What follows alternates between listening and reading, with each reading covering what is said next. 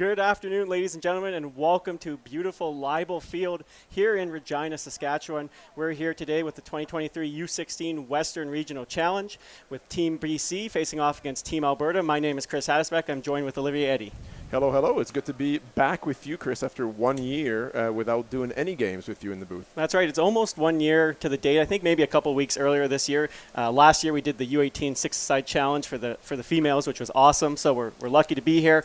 And for some reason they invited us back. So we're going to do our best today and looking forward to a couple great games this afternoon. Yeah, and having a ton of fun too. We'll make sure to make you guys laugh a bit at home and keep it light. And hopefully you enjoy the games as much as we do. That's right. And we'll apologize in advance, of course, for everyone watching. We'll do our best with names and information that we were given before the games. We don't have access to see the comments live for this game, so if we mess up a name, just maybe send a message online. We'll try and catch it after for the games on Saturday, but we're just here waiting for the coin toss to be done. The refs are just going through it with the captains right now to see who's going to be receiving to start this game. As we wait here, Chris, it's fun to comment and look. Walking into Libel Field, seeing so many familiar faces. People from Regina or Football Saskatchewan who are volunteering this weekend. Noticed 5 or 6 athletes from the Regina Riot and ex-coaches. I noticed Thomas Retzlaff, who seems to always be providing media services. I see Michael Scraper, who's got Shoots with Scrapes, some of the best photographers. Yeah, wearing a boot. He's got a torn Achilles tendon, I believe. That's right. It's a hot one out there today. We're not at Mosaic Stadium, so there's no shade. We're right in the sun. Going to be that way for the whole game, most likely. Probably about 32 degrees. On the turf, probably feeling more like 35, 36. And now both teams are on the same sideline, meaning nobody's getting advantage from that. That's right. We'll pause here for Canada.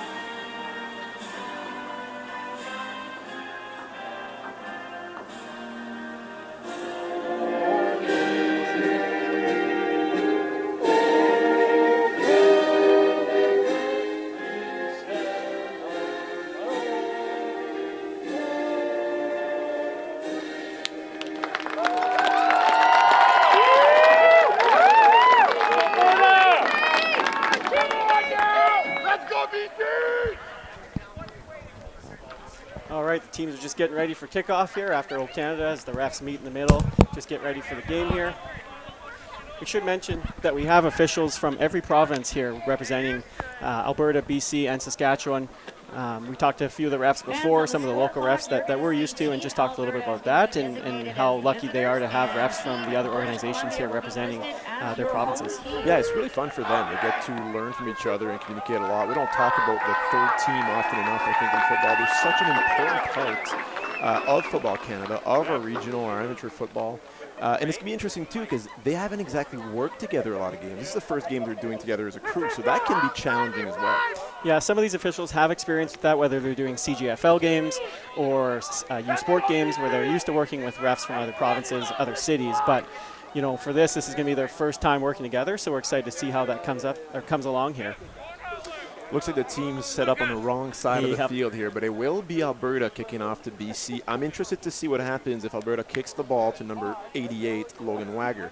Now, Logan, from what we're told, is the fastest player on the BC team. He's playing returner here. Now, we have this information because we talked to coaches before the game, but one thing that's maybe important to know for the viewers at home is that these teams don't know each other. They don't have film on each other. They don't have any scouting notes. This is the first game, so they may not know to keep the ball away from 88, but let's see what happens here. Yeah, everyone's starting off on equal footing here as number 11, Sam Preston from the Sherwood Park Rams for Team Alberta gets ready to kick this game off and start the tournament. photo for these teams, and then I'll do staff. Alberta here just lining up, ready to go. Wait for the officials to go through the checklist.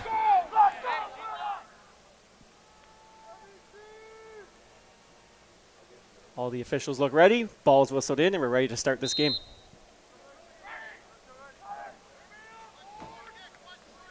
Sam Preston with a good kick here, landing at about the 20-yard line, bouncing. Nice return, nice coverage there. Not a whole lot of blocking on that by number 81, kind of on his own there for BC. 44 pulled away with the ball, but that's after forward progress is ruled. So the ball will remain British Columbia for the first possession of the game. All right, so BC will start on the right hash here on the 26-yard line. Starting QB for BC is number 15, Elijah Black. Elijah Black out of the Abbotsford area in BC.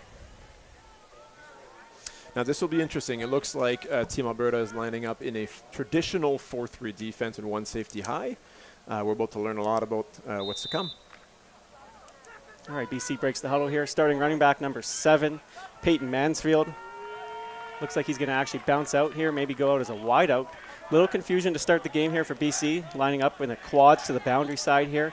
4 to the quarterback's right. And no adjustment from Team Alberta. This could be dangerous if they run the ball to the boundary. Here we go as running back sets in the backfield there. A little bit of a jet sweep reverse coming back the other way. See if he can get the corner there. Nice job by the corner. Breaks one tackle and then bounces out of bounds after about a gain of about 8 yards. So that's the speedster Logan, number 88. I mean, we were told he would touch the ball a lot and in many different ways because of his speed. So good first play here, setting himself up with a 2nd and 5. Yep, did a good job there. Number 25 for Team Alberta on the corner here for the boundary. Ryder Frampton did a nice job getting off his block and limiting the damage on that reverse there. Now, Chris, for those who don't know you, you're a head coach. You've also been defensive corner for years. What do you do when a team comes out with quads in the boundary on the first play? Are they just kind of testing you out? What's the thought there? You know, BC's probably just prepared all week, kind of thought that that'd be their first play. Try and get a big one early. Team Alberta did a nice job, stay disciplined, and it's actually only going to be about 2nd and about 4. Didn't get quite as much as we originally thought there as Team Alberta sends a blitz through. Tyson gets wrapped up in the backfield there for maybe a loss of 1. They're going to bring up 3rd down here for Team BC to start on their first drive. It's interesting. BC is doing a lot of motion in the backfield, which can be tricky for a defense, but Alberta's kind of playing passively, whether on purpose or not. It's working for them. They haven't been tricked so far with the motion. It'll be interesting to see if BC gets to break long ones when they do those kind of things in the future today. Yeah, did a good job there. We'll apologize. We'll do our best. We do have the screen here at Leibel Field that's a little bit further away, hiding in the sun there. So we're a little bit tough to see some replays. So we'll do our best to get numbers and the players who make the plays as the play goes on. As Team BC here gets ready to punt the ball here to Team Alberta, who has 2 returners back. A little bit of a low snap, but punter does a nice job, gets a nice kickoff here, good height, lots of hang time. Bobbled on the return there by number 10, but BC does a good job on the coverage for a gain of about 3 yards. A fantastic job on the coverage. I want to compliment number 35 with a yellow helmet. We'll have to find him on a program here. I mean, great job keeping his field-contained responsibilities. I mean, BC came out with a tight shield punt formation, which means players are not super wide and spread. But they did a good job spreading the net once the ball was kicked. That was a really good punt. That was a good job there. Good special teams to start. And Team Alberta here going no huddle to start their first drive. They're lined up, ready to go. There's nobody on the whiteout here on the boundary. Number 9 hands it off to number 3 there. Nice run up the middle.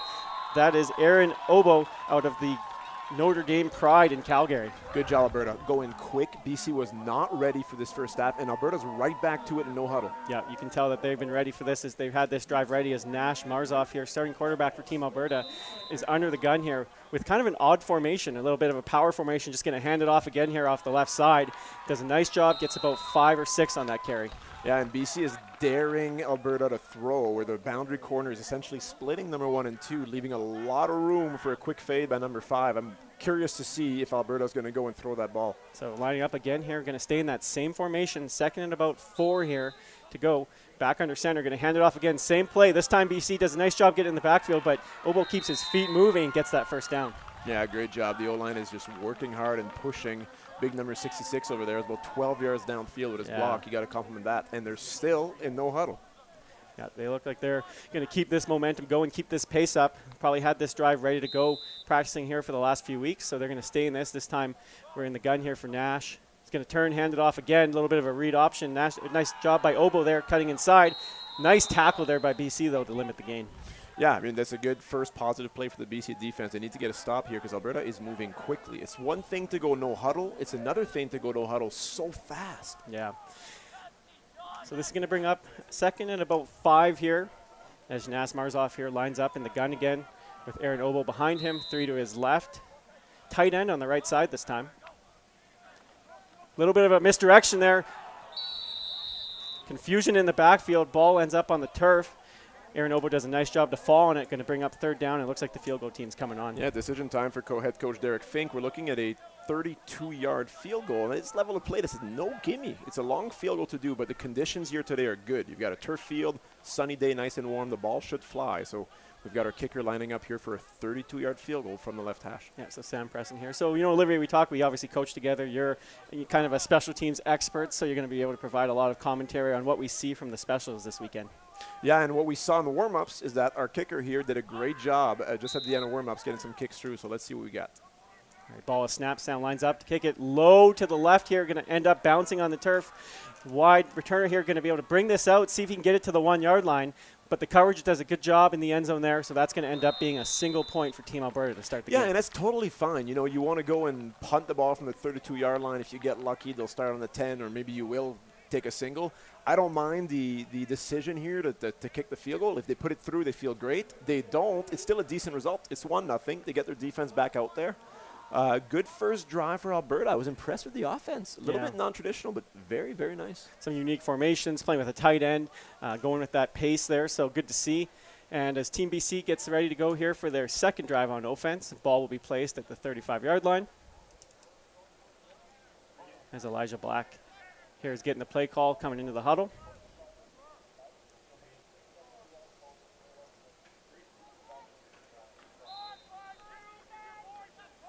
Number 77, Alex Jasper at center there, ready to snap the ball.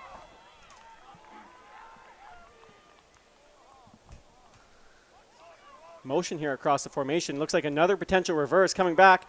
Looks like he's going to take that. Nice job by 32 by Team Alberta there. Great job on the defense, limiting that to maybe a loss of half a yard. I'm impressed. It's been fancy on offense so far. We see some different formations, some reverses, and that toss, Chris, call me crazy, but I think that's going to be a toss pass later in the game. I was going to commentate during the play that he might look to pass there, but he chose to just stay on the ground there.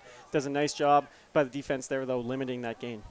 As we have a bit of time here, as BC is at a regular paced offense, we've got a bit of time to breathe and talk. I love what I'm seeing online. Lots of you guys are chiming in. Please let us know if we're getting the pronunciation wrong. We're going to do our best, but keep the comments going. It's really fun. All right, Elijah Black here lining up.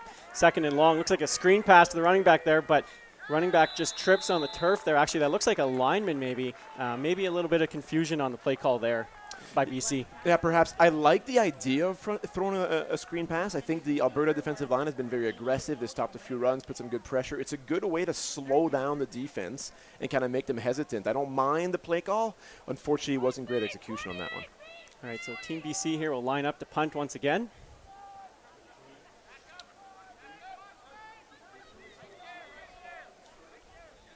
Number 21 for BC, lining up to punt, Darius Gray out of Belmont Secondary, Victoria.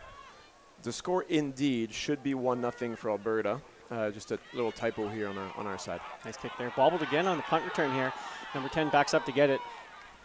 Nice job by BC again on the coverage there. Nothing for number 10 there. They're doing Darius a great job with their punt team. That's about 35 net yards. At this level of play, that's as good as it gets for a punt unit. There was a little bit of a bobble on the snap, a little bit of bobble on the returner too, but the coverage was there for BC. So far, I'm loving what I'm seeing out of the BC punt unit. Yeah, 2 great punts to start the game for them. Obviously, they like to see a few first downs, but if you have to punt it away, they did a great job. And give their defense good field position here as Team Alberta is going to start on their own 40-yard line. Going to line up in that triple back set once again. Different quarterback here at the helm. Yep, number 1 here, going to hand that right off to a different running back this time. Nice run again up the middle. I believe that is number 21, Howells Boltang there, running the ball. It looks like we've got a flag in the backfield here, which traditionally is holding, and indeed it is, so it'll come back. We'll be looking at a 1st and 20. quick moment to talk. We talked to quarterback coach Derek Brockenier. He told me that both of his quarterbacks are actually very good leaders. He thinks that both of them can kind of like a 1A, 1B situation where they can go. And we should talk about Derek Brockenier quickly. Team Alberta is very lucky to have him as a QB coach. I've known him for years. Coach Brockenier, he played at Mount Allison University back in the day in the CIS when it was called CIS. That's right. Very, very tough QB. And then went on to coach at New Mexico Military State Institute. He's now in Calgary and doing a great job with Team Alberta. He actually coaches in a number of programs, so they're lucky to have him. All right, so you mentioned different quarterback this time. Harrison Heineman here out of Calgary lined up at quarterback. It looks like that's going to be an offside by Team BC. They're going to move up 5 yards here for Team Alberta. Thank you again, everybody at home, for sending us the comments, making sure we got the score right. We love it. We're having a lot of fun up here, and I hope you guys are too. It's great to read the comments. I see lots of people cheering for BC and Alberta both, so that's great. Keep it coming, you guys. All right, so they're going to go up 5 here. Going to make this a 1st and 15 instead of 1st and 20 after the hold there. As Harrison Hyman gets ready to take the snap here. Going to turn, going to fake it there. Going to look deep. Looks like a screen pass again that time. Nice job by 39 out of Team BC there to be there. He almost knocked that down. Nice catch there by number 21 to stay with it, Hals Boateng, but great job by Team BC. Yeah, football is an interesting game, right? You're one block away or one missing assignment away from this screen pass being a massive gain, but good job, number 39 on the defense. That's Kobe Kidd. That is Kobe Kidd. Now, we talked to the coaches of BC about Cody. He said Cody's from Prince George. 12 hours away is how far he drove to come and practice with his teammates. He didn't know anybody on the team. He came out as a defensive lineman, and now he's playing linebacker for them, and the coaching staff is very impressed with him. You can see Harrison rolling out to his right there. Nothing there in the air, so he's just going to run it, get a few yards here, and they're just going to punt this ball away. Yeah, I mean, getting in penalty trouble in Canadian football, that 10-yard holding, very, very difficult for offensive coordinators to find a way to get a first down. They found a way to get 10 yards in total, but it's punt time on 2nd and 10. Would this be the right time to petition for Football Canada to change it, holding to 5 yards? 5 Probably yards, not. 7.5, 6? Well, you know, well, maybe. I like even numbers. Well, even numbers no, of 5? Yeah, even numbers of 5. That's right. So, Team Alberta using the exact same formation as BC on the punt team. We'll see how it works out for them. Sam Preston here ready to punt this ball away. Team Alberta low snap does a nice job to get it. Pressure there. Gets it away, though. 2 returners again by BC here. Lots of room on the right side. We'll see if Team Alberta can keep contained. Gets a nice lead block there. Great job by number 10 there. And I know the special teams coach up here will be happy with that. Oh, am I ever. There is great coaching going on. Number 10 is running down the field. He's coming to balance. He's got his feet square, and he's shuffling away. He did a great job making sure that returner could not keep going to the field side. That's what we call great coverage. Great job by Darius Puck there from the Calgary Stampeders in Calgary. Well, look at that. There you go. Someone's going to have to help us out online and explain to us why there's a Calgary Stampeder on this roster.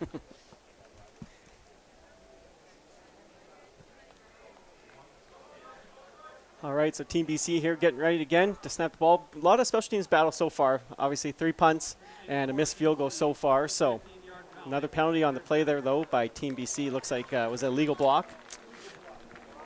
Yeah, legal block there for Team BC. So that's going to back them up. So they're going to start this drive on their own 25. Yeah, that's tough because they had a decent return after a good stop on defense, and now they're stuck, far back. Team BC, do they have a first down yet, Coach, or no? I don't believe so, not yet. No, Okay. They've been fancy the last 2 drives on their first play. We'll see if they stay with that or maybe try and go to something a little bit more traditional as Elijah Black here is ready to take the shotgun snap. He's going to have that motion again coming across behind him. A little bit of a high snap there. See if Elijah can fall on it. Smartly does. Doesn't risk anything there. Just falls on it. Ball's going to be on about the 5-yard line now. Yeah, and you got to be very careful as well as the Alberta player here. Don't jump on the quarterback as he's jumping the ball. It is a dead ball the moment the quarterback's on the ground. So good job avoiding his head and trying to go over. You're close to getting a penalty there, my friend. Obviously in amateur football, especially Canadian amateur football, down as a body part, elbow, knee, touches the turf. So it's safety first, and it's the way it should be. Absolutely. Our sport has evolved so much over the last 10, 15 years, and you're looking at it now. I think they've done a great job tailoring the rules, making it a way that it's safer to play. I'm pretty proud of the progress we've seen from Football Canada on this. Absolutely. So going to bring up 2nd and a mile here for Team BC, backed in the shadow of their own goal line. We'll see if they just try and get the ball quick here, get some yards, and then have a decision to make if they're going to punt this ball away or not. Going to bring in motion here, have two backs, just going to hand the ball off. Ball's on the ground. Looks like it's picked up by Team Alberta. It sure does. And the fans here on our left, there's a lot of fans that travel from Alberta dressed in blue, and they are more than happy. It's first and goal from the 5-yard line. Looks like number 40, Hudson Oliver, defensive line from the Calgary Wildcats, ending up on that football. Yeah. Big play early on here. It's a chance for Alberta to take a good lead in the first quarter. We'll see here. Team Alberta's done a good job so far running the ball. It looks like number 9 is back in at quarterback this time, Nash Marzoff, as he's got number 3, Aaron Obo, in the backfield once again. They've got that kind of power formation with the two fullback, running back types in the backfield here to lead block. We'll see if they hand it off. They do.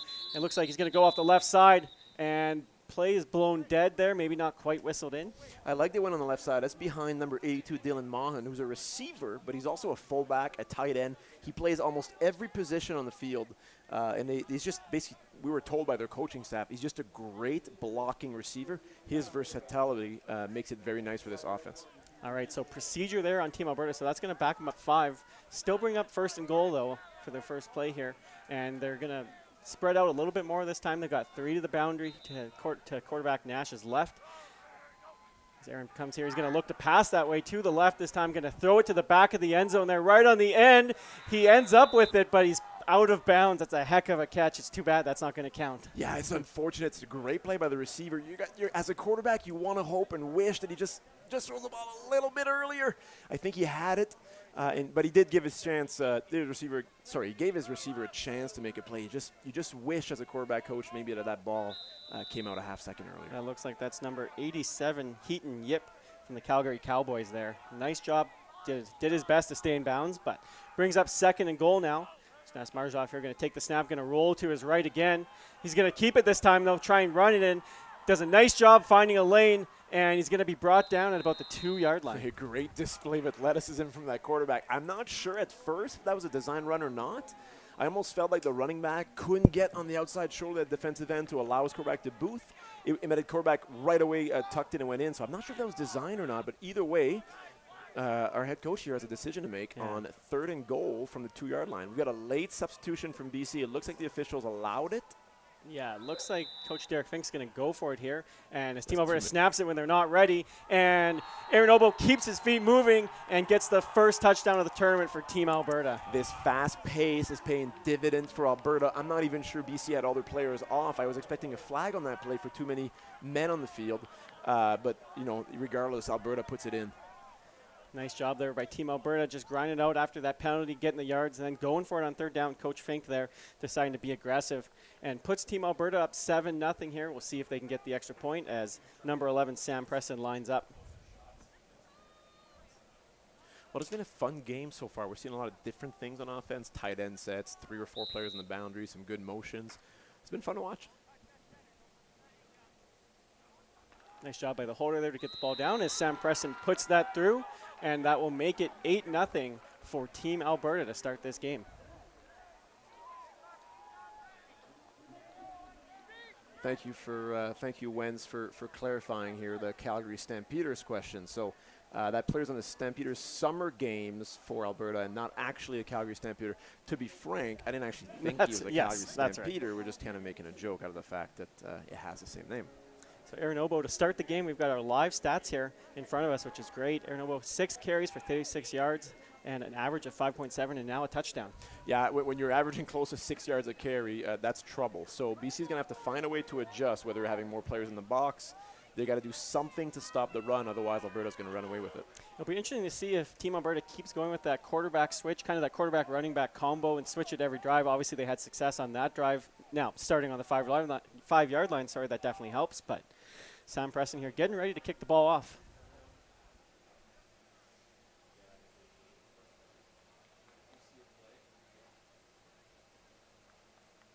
All right, play is whistled in. A little bit of a higher pooch kick this time for Sam as the BC returner has to come up and kind of bobbles it because of that kick and breaks one tackle there, takes out the official. We hope he's okay. Nice job by number 4 there. Duran Dyer from Spruce Grove does a nice job on the return there and gets just enough. And a returner's nightmare. You've got a high ball that drops right at your feet before you're trying to pick it up. That is not easy to judge. And if he doesn't try to pick that up in the air, it may bounce backwards because when it was so high, it has spin, it's on turf. Good aggressive decision by the returner to make something out of what honestly was a fantastic kick. Trying to do the right thing for sure. Try and catch it in the air. That's what you always want to coach, obviously being a live ball for everyone on a kickoff. Elijah Black here ready to go on Team BC in the gun again. He's got 4 to his left as one motions back into the backfield there. Blitz coming for Team BC. He's going to hand that off, finds a lane. We'll see if he can hit the corner here. Lots of room outside here. Nice job by Team Alberta, though, for that corner. Get there, limit that gain. Looks like he was going to be running for a while there. That's number 20 with a nice run there. That's Santiago Lorena out of WJ Murat Secondary. I also want to give praise to the wide receiver, Max Pratt. I mean, he came in, so his corner followed him in, and then he blocked the halfback. He essentially blocked 2 players just with his movement. And he's a player we wanted to mention. I wrote on my piece of paper here, leader. That's and I wrote that because their head coach told us that's exactly what he is. He's one of the firm leaders on that team.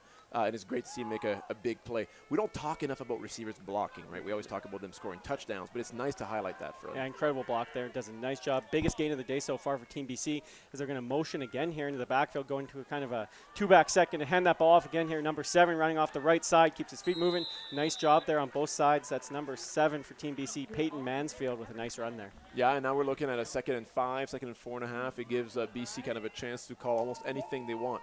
I'm almost expecting trickery here. You know, I wouldn't put it past them. They've been obviously showing those double reverses, a little bit of trickery, a little bit more traditional this drive. So we'll see if they stay aggressive like they were those first 2 drives. Maybe just try and pound the ball off here on 2nd and about 4. Try and get a first down there. Yeah, and I'm looking for number 88 to be involved even more in the offense. We were told he's kind of the fastest guy on the team. Let's see here what they do with him as he's lined up on the boundary slot back position. All right, Elijah Black alone in the backfield so far is number 7. Peyton Mansfield comes in the backfield here. And flags down here. We'll see what the call is. They didn't blow it dead, so we'll have to see. It looks like someone's going to probably be offside, and we'll see who the officials call it on here. British Columbia running one of my favorite plays. It looked like it was a zone read with a bubble pass to 88. So if the quarterback decides to pull it and he doesn't have room to run, he still has an outlet to his speedster, number 88. All right, so it's going to be offside on BC, and the officials just talking to captain number 65 on Team Alberta, Cooper Troy, to see if they're going to accept that penalty. If they should decline it and bring up 3rd down here. Yeah, I think that's what they'll do for sure. We're looking at 3rd and 10. So BC's excellent punt team is coming onto the field.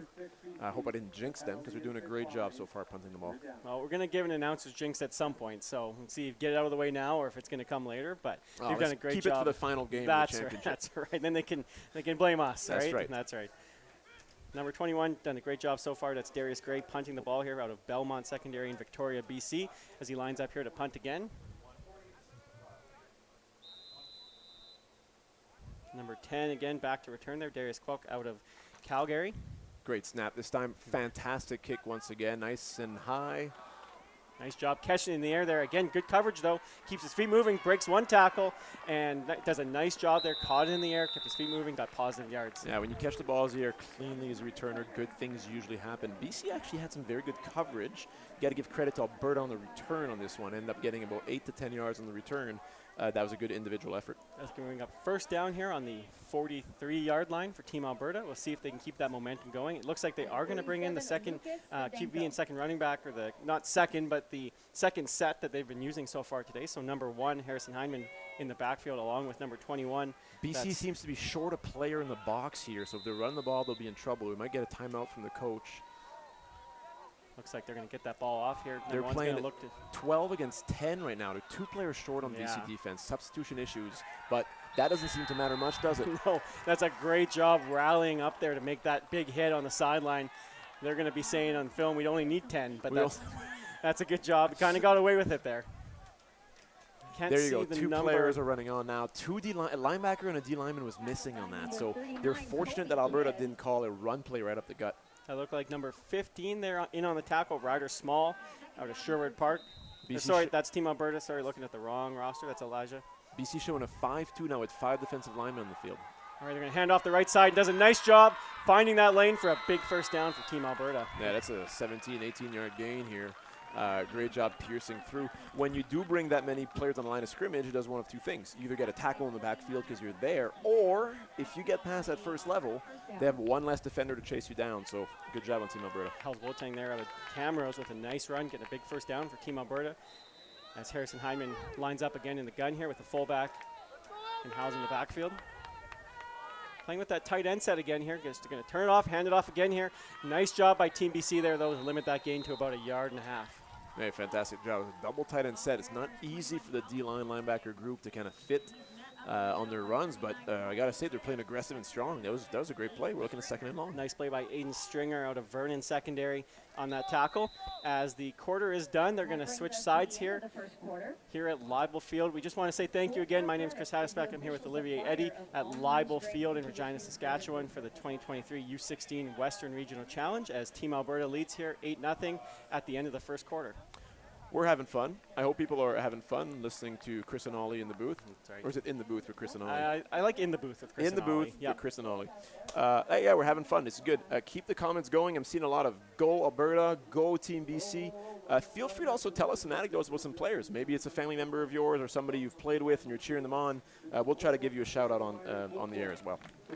Refs, we always the 1 year I refed, which is about 10 years ago, they talked about field management and how at the end of a quarter you always want to try and make sure that ball is somewhere within the 50-yard lines, ideally, or at least the 40. You know, they always get mad at each other when the ball's on the 1 at the end of the quarter and they got to march it all the way back.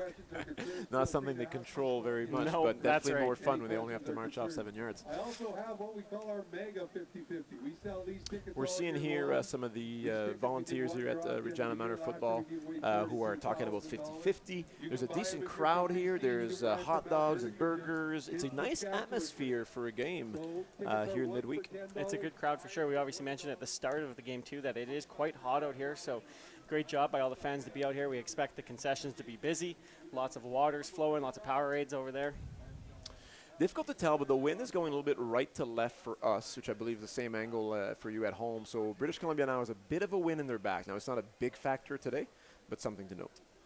All right, number 1, Harrison Hyman here again, ready to go to start the second half. Going to bring up second and about 9 on the 48-yard line. He's got 3 to his right. And British Columbia playing with a double safety too high look. A little bit of read option. He's going to throw to his right side there. Nice catch by number 10 there. He's going to break one tackle, keep his feet moving, and just get quite enough for a first down. They're going to bring up 1st and 10 for Team Alberta. Yeah, that was dominant route running on the boundary here because both receivers kind of pushed their defensive backs off by looking like they were going to go deep. Created a lot of cushion and an easy pitch and catch for Team Alberta. Nice job there by number 10, Darius Cook. Obviously, their starting punt returner, the one that's been getting the ball so far on punt return, does a nice job on offense there to get a first down. Nice ball by Harrison Hyman there as well. Going to bring up 1st and 10 is number 88 and 22 in the backfield here for Team Alberta.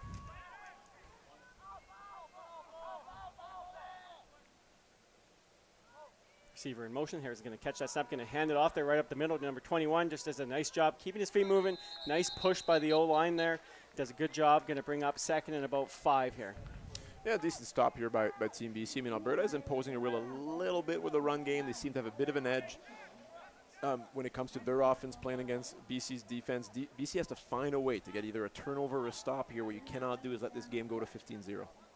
We obviously see Team Alberta has been playing with a tight end this whole game almost, if not every play on the left side here. Yeah, and single tight end sets are not super common in amateur football. No.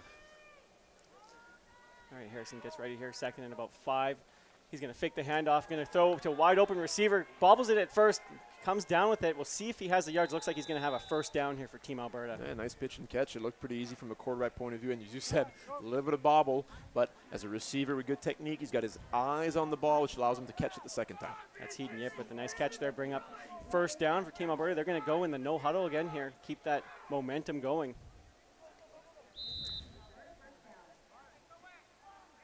Harrison's ready to go already. Going to turn, just hand it off right away to 21 there, right off the right side. Nice job there, finding that open lane and getting another first down here for Team Alberta. Yeah, and Alberta has a great advantage now. They're going fast, and BC's having a hard time getting organized on defense. It just doesn't seem like the players are ready. They're not sure where to position themselves.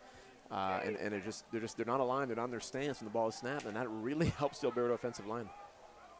Going to stay in that no huddle, keep that pace up here, see if they can catch BC off guard here. Harrison lined up in the gun again. House Boateng had a great drive so far. He's going to fake it to him this time. Going to throw to the right side to number 87, but that one ends up being incomplete. Going to bring up second down. Yeah, now I'll praise the BC defense a little bit. The defensive back, number 10, was right there to make a play in case 87 caught the ball. But, yeah, we're looking at second and long. Nice job by Matthew Reed there out of Lord Tweedsmuir. We were talking to head coach there, Richard Wright, before the game. He talked about Lord Tweedsmuir secondary school and mentioned that there's a lot of strong players. We see quite a few names from that school here on Team BC. Brings up second down here for Harrison Heineman, lined up in the gun. He's going to fake the handoff again, turn to the right. Just a little pitch and catch there. Nice job by Team BC, though. Limits that gain to maybe one. And I love it because I just called out BC a little bit for being not as organized. And to be frank, because Alberta's going so fast, right. it's not like BC had a chance to prepare for this. They didn't know this coming to this game. But now they get 2 good stops in a row, and they're forcing a kick, which is awesome. Going to bring out number 11, Sam Preston, again here for his second field attempt of the game. Yeah, a little bit of a tester here. You're kind of on the short hash for a right-footed kicker, not easy on the right hash, kind of around the 17-yard mark. It's a makeable kick, but it's not the easiest of kicks for a right-footed kicker. Now, do you expect him to line up a little bit tighter, or is he going to go through the same motions as he would if it was on the opposite of the hash, being this close to the He should treat this like a straight kick. The only difference for him is that his alignment is angled from the beginning, but for him, it's just 3 steps back, 2 steps to the left, and it's the same thing. Nice job there by Sam Preston. Kicks that through for 3.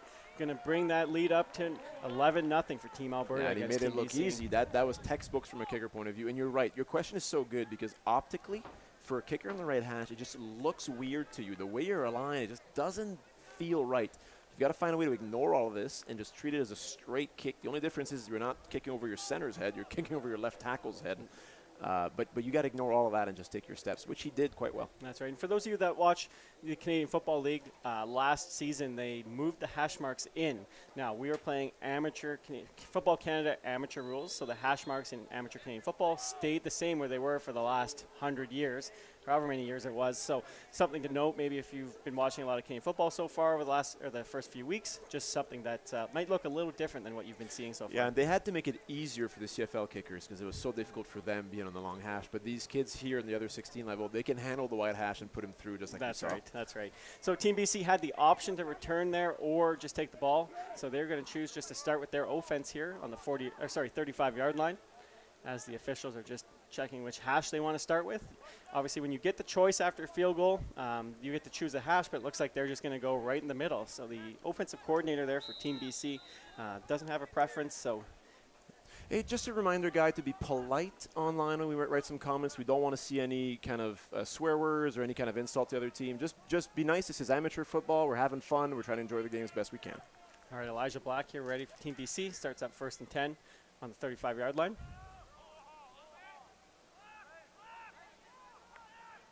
Going to look to pass this time, just a little bit of screen, but that play is blown dead. He was looking for number 3 there, Max Pratt, that we've talked about a few times. Don't believe the refs maybe whistled that in, hey? Or time violation. It's one or the other. I didn't catch the signal here. Yeah, so going to go back 5 here. Bit of a quick whistle there. Looks like BC wasn't quite ready to go. So going to bring up 1st and 15. We'll see if they maybe look to bring that screen pass back or not. Maybe set something up later in the game.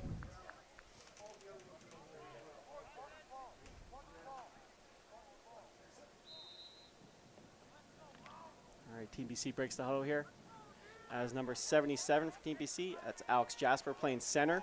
Gets ready to snap the ball here to Elijah Black. He's got 3 to his left, 3 to his right, 6 wide. Is number 80 there, 88 motions in across the formation there. There's that reverse that we've seen a few times now. And Team Alberta does a nice job defensively, though, limiting that gain to about maybe 3 yards. Yeah, it's a tough one. They're trying to spread Alberta wide with, I assume, the hopes of being able to run up the gut a bit later in the game. It's been tough right now because that Alberta team, I'm not going to lie, they're fast, they're big, they're strong, they're athletic, and they look really well coached. Yeah, they've done a great job so far, especially on defense with those reverses. That's not something that you probably spend a whole lot of time on going into this tournament. Obviously, being a new team, new players playing together, you kind of got to get the basics down. You do a lot of pursuit. So you'll practice it, but maybe not as much as you would expect to see this many reverses so early in the game. Especially for the first play of the game. It was That's a gutsy right. call. All right, Elijah Black here, second and about 13, 14 yards here. Lots of motion in the backfield again. He's going to step back to pass. He's going to look off the right side or left side. He's got a receiver, though. We'll see if he can come down with it. He can. Big play here for Team BC. Number 88 going to get tackled on about the 15-yard line. Great pass and catch there.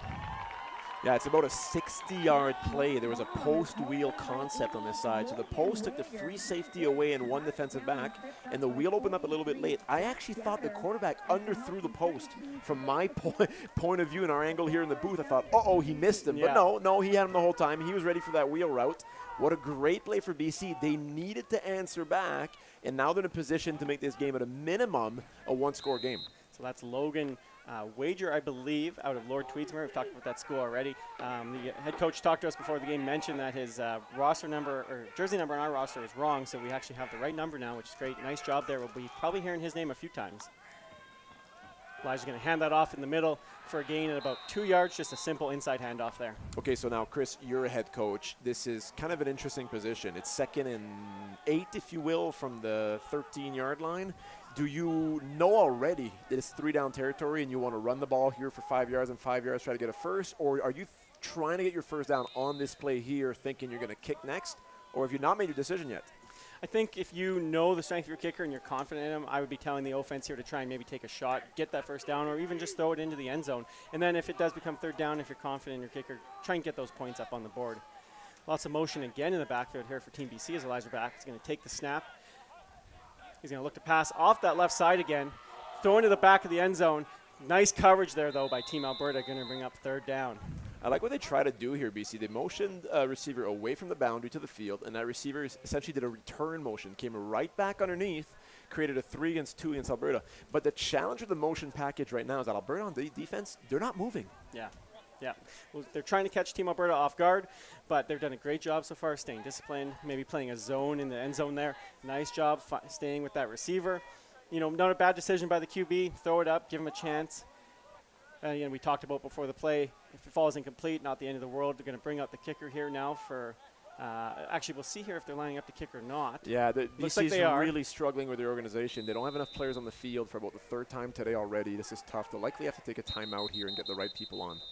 Yeah, so Team BC is going to burn one of their timeouts here in the first half as they try and get the right personnel here. It looks like they actually were missing the T. I think they might have had enough players, but I'm still counting 10 players plus 1 talking to the coach. so short one and the T. Yeah, but I'm not sure if BC has realized it because there's no players about to come onto the field. We'll see here if the coaches can catch that before they go out again here. Well, you want to because kicking your field goal here 11 against 12, there you go. We got a 12th player coming in. It was a lineman that was missing.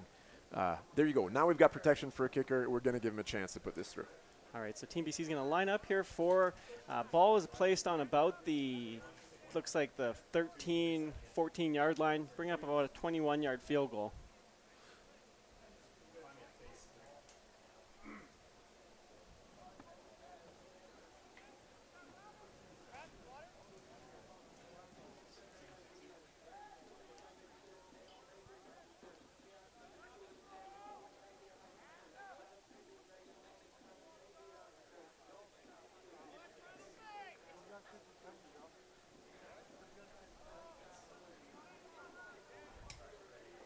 We appreciate those comments in the chat. We mentioned, obviously, if you have family or friends that are playing in this game, be sure to provide some notes. We'll do our best to keep an eye on it during the game and provide commentary when we can.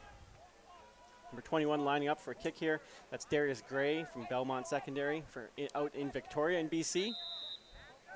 He's going to be kicking about a 20-yard field goal here on the left hash. Nice job by the snap and hold there. Gets it down. A little bit of a wobbly kick, but it sneaks its way through there. Yes, and good for BC making this game 11-3. It's now a one-score game. They got to feel much better about this. They're the type of team who did a lot of reverses, lots of motions. They took a deep shot on that post-wheel concept. Now they get rewarded with 3 points to bring this a little bit closer before halftime. But it's all going to come down these next 5 minutes. Alberta, who's been running the ball well, has a chance here to drive down the field and making a bigger gap before the half. We'll see if Team Alberta goes back to that Marjoff and Obo backfield again that they have been. They've been rotating their quarterback and running back, and to be fair, they've had success with both, so we'll see what they end up going with. It looks like Alberta selected to start this drive with their offense on the field. So they have the right to do that, and BC essentially will not get the kickoff. They'll have to throw their defense on. Yeah, so just like Team BC chose to do after Team Alberta's field goal, they're going to start with the ball on the left hash on the 35-yard line. And it does look like they will go with that second quarterback, or the other quarterback running back set, Nash and Obo in the backfield. The two players that started the game for Team Alberta, they're going to turn and hand it off. Right up the middle again. And actually, that looks like that's maybe number 21. So different running back in the backfield this time with Nash Marzoff. That's number 21, Howes Boltang, who's obviously had a great game so far and does a good job carrying the rock there for a first down. Yeah, difficult to tell right now because we haven't seen a lot of pass plays, but it looks like Alberta is actually doing what's commonly known as RPO, run pass option, where the quarterback will read a linebacker. If the linebacker comes in aggressively, the quarterback will pull the ball and throw it. If the linebacker stays at home, he'll hand it off. So I think we've seen a little bit of that out of Alberta, which is kind of the new crave now in football. Yeah, nice job there again by Team Alberta.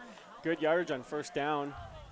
That O-line's moving people around there, doing a good job. Yeah, they're good and physical, and they play fast. TBC here subbing a few people off, maybe trying to get some fresh bodies in there.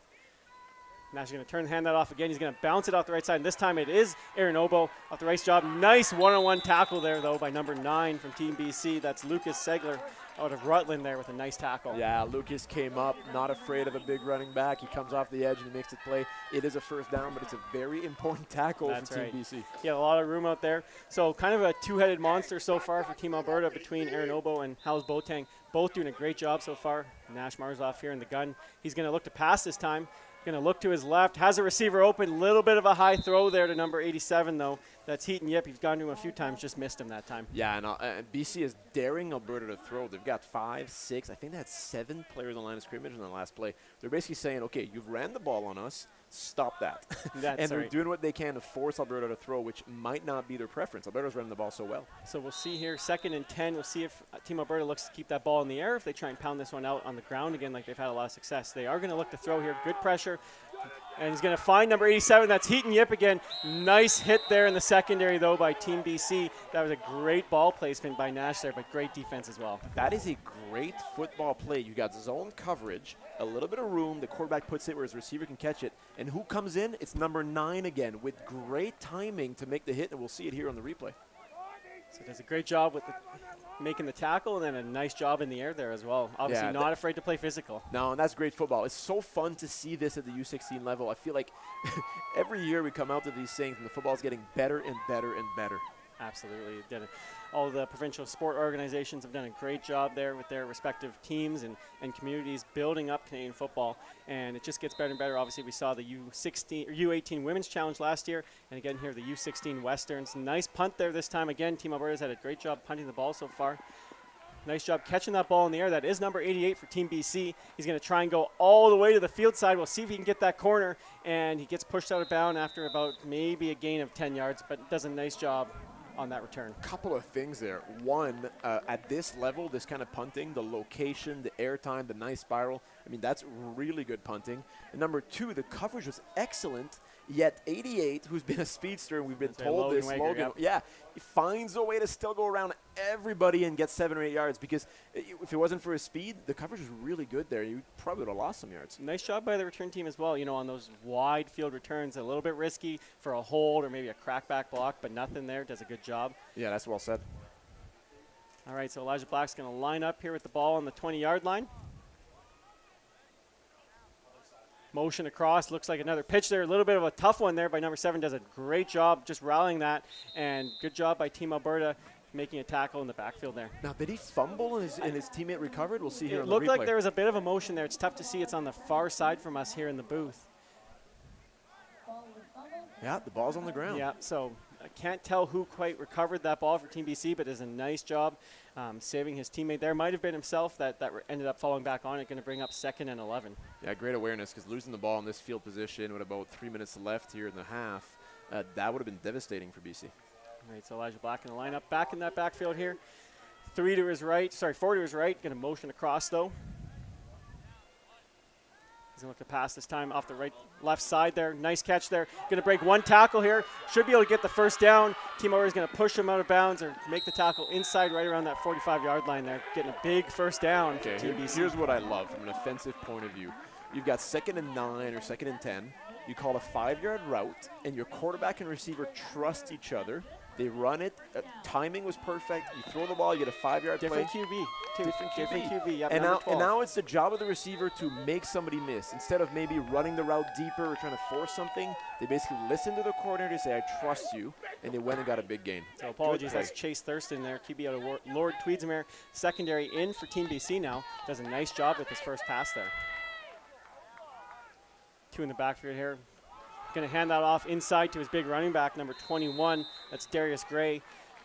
Gets it about 4 or 5 yards there. Going to bring up second down. All right, good gain. Ball carriers, 20 cents. BCU's had maybe more success when it comes to big plays with their pass game, but they're not getting up on the run yet. Yes, Alberta's a big, physical, strong team, but they're finding a way to still get some yards. We'll see here if they look to go in the air again for Chase Thurston in at QB right now for Team BC. Again with their motion, consistent so far, lots of motion. Team Alberta just sits, waits patiently, going to bring a blitz off the right side there. Nice job in the air. See if that corner can come up with a great tackle. He's going to prevent a first down, going to bring up 3rd and short. No, I love that. I mean, you're asking your field corner to come up and be physical. And it's quite often, you know, your cornerbacks, they're not as physical as your middle linebackers, that's for sure. But the field corner often is maybe not the most physical player on the field, but comes up and does it. And I might be wrong now. He's playing on the boundary, so he might play left and right. Ryder Frampton there, nice play. Going to see here, Team BC is going to go quickly here. Chase Hammond's just going to keep that himself off the right side. Should be enough for a first down here. Yeah, and for those at home wondering, too, the quarterback falls backwards and loses yard at the end. That doesn't matter. At the end of the day, once you got forward progress as far as you went, that's where the ball would be spotted. So that's a first down for BC. Great execution of the quarterback sneak. Yeah, so Chase Thurston doing a good job so far. His first drive in at QB. Goes to the sideline halfway through just to get the play call, comes back in, going to bring up first down. We'll see here what they can do. There's 2 minutes, 22 seconds left in this first half. Team Alberta up 11-3. Are we going to see a little comeback here, potentially close to being tied at a half? That would be fun. Yeah, it's been a great game so far. We'll see if Team BC can keep this drive going. Lots of motion once again. Chase is going to just take that snap, going to look off his left side again, going to throw deep this time though, and looks like he just maybe lost that in the air. Was going to be a tough catch on the sideline there. It was, but the Team BC players, I mean, you're talking about 2 different receivers there, both blew the coverage off Alberta. I feel like the BC receivers have an edge right now in the Alberta DBs, and I'd like to see more deep balls. I believe BC has a chance to maybe score on a long one today. That was looking for number 88, sorry, and Logan Wager again. He had that big play on their last drive that got them their first points of the game here on that field goal. So looking for him again. We'll see here. Maybe they go back to him on 2nd and 10 as Team BC breaks the huddle here.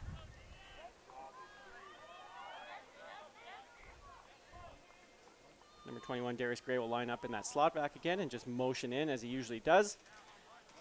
And they're going to hand it off to him this time. Going left, he's going to have to break a tackle, but does a nice job. That's number 24 for Team Alberta, Charles Beach out of the Calgary Cowboys with a tackle in the backfield. No beating Charles on that one. He was in the right position, and he wrapped him up. I mean, at the end of the day, he's forcing a punt for his team with about 2 minutes left in the half. That was a big play because these last few minutes of the half, they're quite important before we make ourselves to the locker room. Yeah, so good drive there. First drive for Chase in at QB for Team BC. We'll see if they stick with him or if they go back to Elijah Black. You know, both have had some success. They went with a little bit of a different look that time, maybe threw a bit more, had a good drive. So we'll see if Team BC has been doing a great job punting so far today. Nice snap. That one's going to be punted a little bit more to the middle. Team Alberta catches that in the air, does a nice job, breaks one tackle, gets pushed out of bounds about the 41-yard line. That's number 82 for Team Alberta, catching that in the air. That's Dylan Mahan. Now, Chris, I'm glad you're talking about these quarterback switches. It's tough to keep up, you know. It is. We've seen 4 different quarterbacks play in this first half so far. But I'm impressed with the depth. It doesn't look like any team is losing anything by putting another quarterback in. And maybe that's normal. I mean, these are the best players of their age groups in their entire province. That's right. So, number 1, speaking of quarterback change, number 1, Harrison Hyman back in here. His Team Alberta sticks with that rotation. It looks like number 3 is in at running back, Aaron Obo. Going to come with that jet motion, but Team BC's in the backfield to blow that up. That's number 17, Jaden DeBoer out of South Kamloops. Does a nice job on that play for Team BC. Yeah, I've been praising Alberta for like their organization, their timing, how they looked almost perfect in terms of how they do things. Well, they were late on that one, and that caused them big. It's the 2nd and 15 now. BC looking the sideline for their plays as Alberta's getting ready to snap the ball. Too high look, which they did earlier on 2nd and long. Harrison Hyman's going to look to pass that time, a little bit of a fake. See if he can get it. See if he looks for number 22. Number 37 for Team BC on the interception. That's Lucas Sindenko does a nice job returning that off the right side there. Big play for Team BC. Yeah, so BC went with their two safety look, which obviously is much better to protect against a deep pass than their traditional one look, and they paid dividend on that one. We got a minute 15 left in the half, and BC takes over on the 31-yard line with a chance to tie the game. Nice job by their number 37. We mentioned Lucas Ndenko out of Sullivan Heights Secondary in Surrey, BC, giving his team a chance here to put some more points up in the first half. I'm impressed with BC because I thought they started slow today. They didn't look as organized, and Alberta just came in firing, but they're making this a game. No, we mentioned players driving 12 hours just to be a part of this team, and BC, obviously, big province, players from all over the place, so not sure how much time they've had to practice together, whether it's been the same as Team Alberta, but they're starting to come together a bit. And it looks like number 12 will stay in at QB. That's Chase Thurston for Team BC. Sorry, number 15 back in, Elijah Black. Maybe they're going to go with that rotation too with a great ball. They're going to end up in the end zone. We're going to see here, though, there is a flag down. We'll see if a receiver was offside maybe or one of the defensive players. Looks like that is going to be coming back. Again, and I think the matchup today for the BC offense against the Alberta defense is the receiver against DB battle. I'm seeing BC dominate that matchup so far. They're not winning at the line of attack, but they're winning in the passing game. The receivers are finding ways to get open. Unfortunate for them, they get called on that offside. So how about that for Elijah Black? Comes off for a series as the second QB goes in, who has a great drive. They put Elijah Black in. His first play, although it doesn't count, is a strike to the goal line to number 9, Lucas Segler. Great play there. It's too bad coming back. Going to bring up 1st and 15 with 1 minute, 8 seconds left on the clock here in the first half. BC is averaging 31 yards per catch. That's might probably keep the ball in the air with that kind of average. We'll see here. They probably will look to keep it in the air. As the running back motions in here, Elijah Black going to look. He's going to look to pass, looking to his left, right over the middle, and does a nice job finding his receiver. That's number 3, Max Pratt. We've talked about a few times there. Going to bring up a second and manageable. It looks like maybe a fumble, though, at the end of that play. We'll see as Team Alberta is celebrating, acting like they have the ball, and they do end up with it. We'll see what the officials call here. There is no signal yet. Alberta celebrating as if it's theirs, maybe trying to influence the officials, but they're congregating right now. We do not have a call in the field. All Clearly right, the ball was out. Yeah, they're going to call him down, though. Going to call him down. And I believe that that's the right call because the replay from what we saw, and great job with the TV crew here today, broadcast crew, I believe the BC player fell on the ball first. We thank Game Strat for everyone helping us with our stats and filming here today. So going to bring up second down, second and about 3. Clock will be running here, 53 seconds left. Team BC has 1 timeout left. And BC is starting to do what I've been seeing here in the booth, which is put the ball up in the air. There's a bit of a mismatch happening. Right, so a little bit of delay there. The officials added time back on the play clock there, but kept the time running. So 45 seconds here to go in the first half. Second down for Elijah Black. Number 20 motions in. That's Santiago Lorena. Team Alberta is going to bring a blitz off the left side. They get through that blitz, though. Nice job by Santiago. Breaking that one tackle, keeps his feet moving, gets a first down here. That's a big run. BC has been struggling to run the ball a bit, only averaging 2.8 yards per attempt.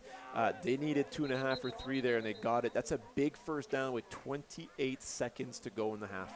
All right, so we'll see if Team BC can get moving pretty quick here. Only 28 seconds. As you mentioned, the time will be running once the officials blow this clock in. Looks like they are going to take a timeout, though. We'll see who called it here, if it was Team Alberta or Team BC. Now, Chris, I'm not aware of every rule here in this tournament, but do teams have 2 timeouts per half, 2 timeouts per game? Should be. How does Canadian this work? amateur should be 2 timeouts a half. That's right. So if BC took this one, it would be their last one for this half. Last one, that's correct. It looks like they did. So the time will stop here until the ball is snapped. So Team BC has no timeouts left here in the first half. Trying to put some points up on the board. Currently down 11-3 to Team Alberta. Ball on the 19-yard line here, first and 10. As Elijah Black lines up here in the backfield, ready to take that snap from Alex Jasper. Lots of motion, as we've always seen so far today from Team BC.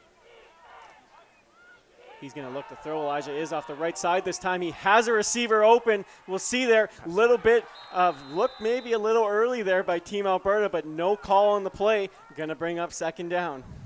The bench is livid for the no call. And let's take a look here at the replay if there was contact before the ball reached the receiver. Yeah, you know, it looks close, obviously, from our angle, being quite a far away there.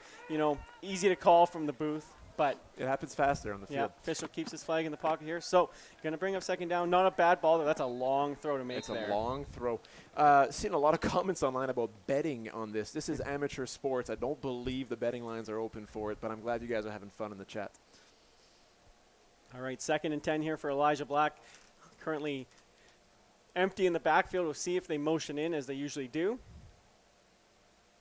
He's going to roll a little bit of a half roll to his right. Nice pressure, though, by number 33 for Team Alberta. Great throw there by Elijah. Going to bring up third down, though, and it looks like he was brought in bounds, so that time will be running. We'll see what Team BC decides to do here by head coach. 14 seconds, time is running, 11-yard line, and it's 3rd and 1. Oh, what do you do here as a coach? Officials are actually going to be signaling out of bounds, so the time will be held. Yes, and it looks like the spot is very different from what I thought it was. So we're looking at a 3rd and a full 2 or 3 yards even. Yeah, so time will stop. Won't start until Team BC snaps the ball. They are going to go for it here, though.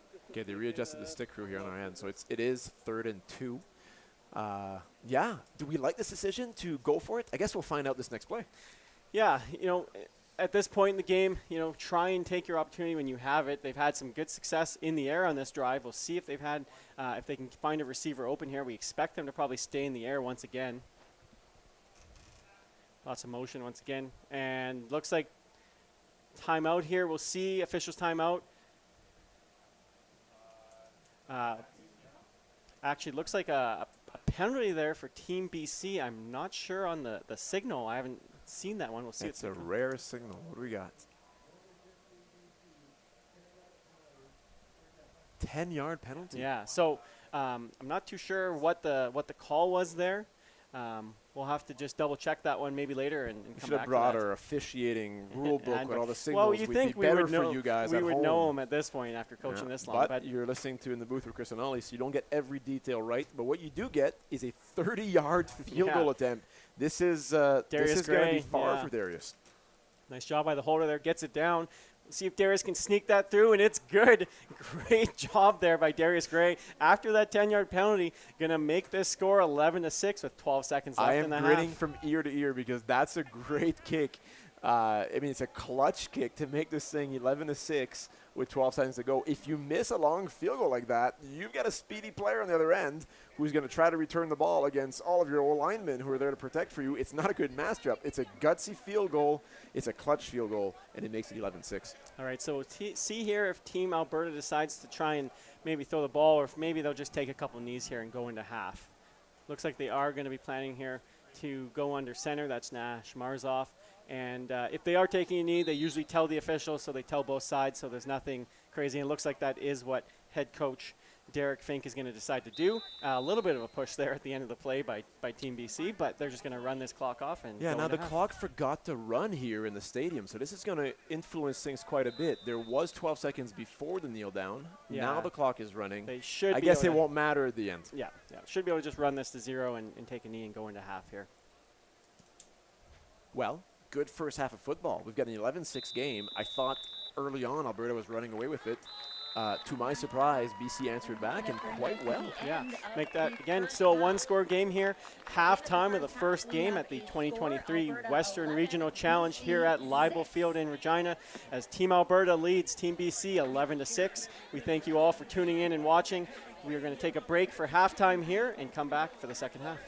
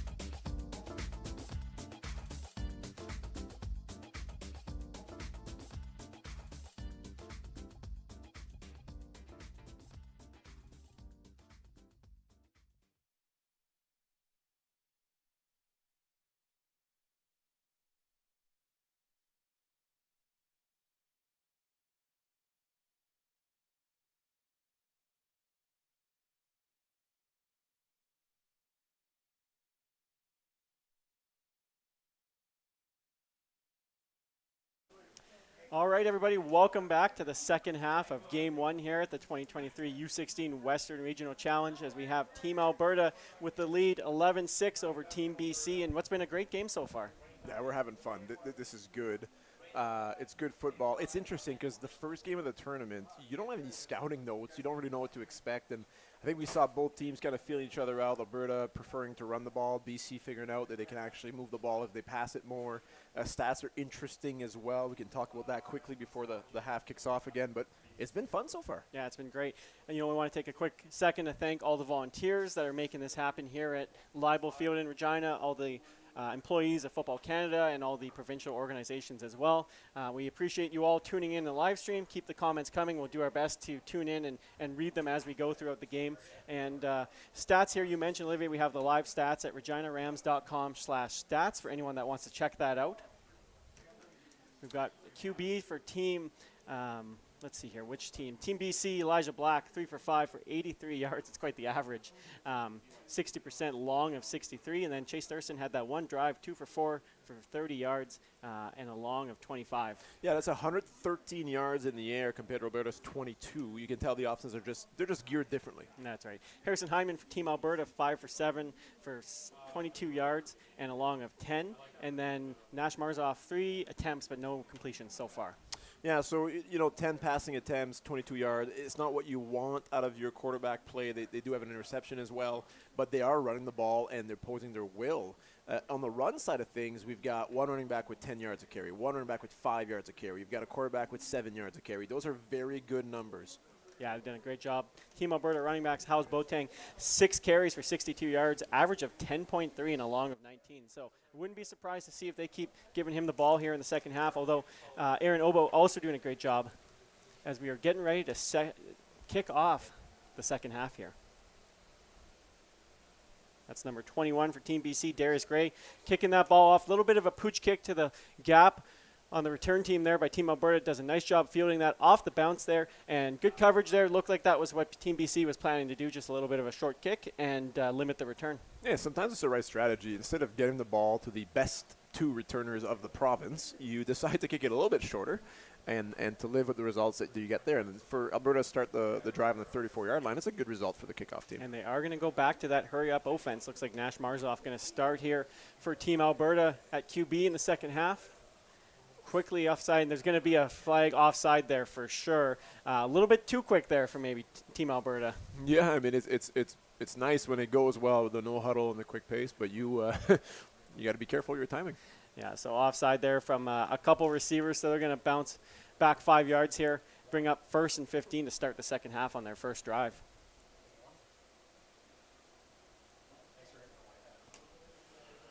Looks like a different running back in for Team Alberta to start the second half. We've obviously seen a lot of Aaron Obo and Howes Boateng, but that's number 22, Xander Odenyo, out of the Calgary Cowboys in the backfield right now. And he will get the handoff there, and looks like plays blown dead again, maybe not quite blown in there by the officials. So they're trying to go fast, but just a little bit too fast here to start the second half. Yeah, and you and I have coached on a team before where we ran a no-huddle offense.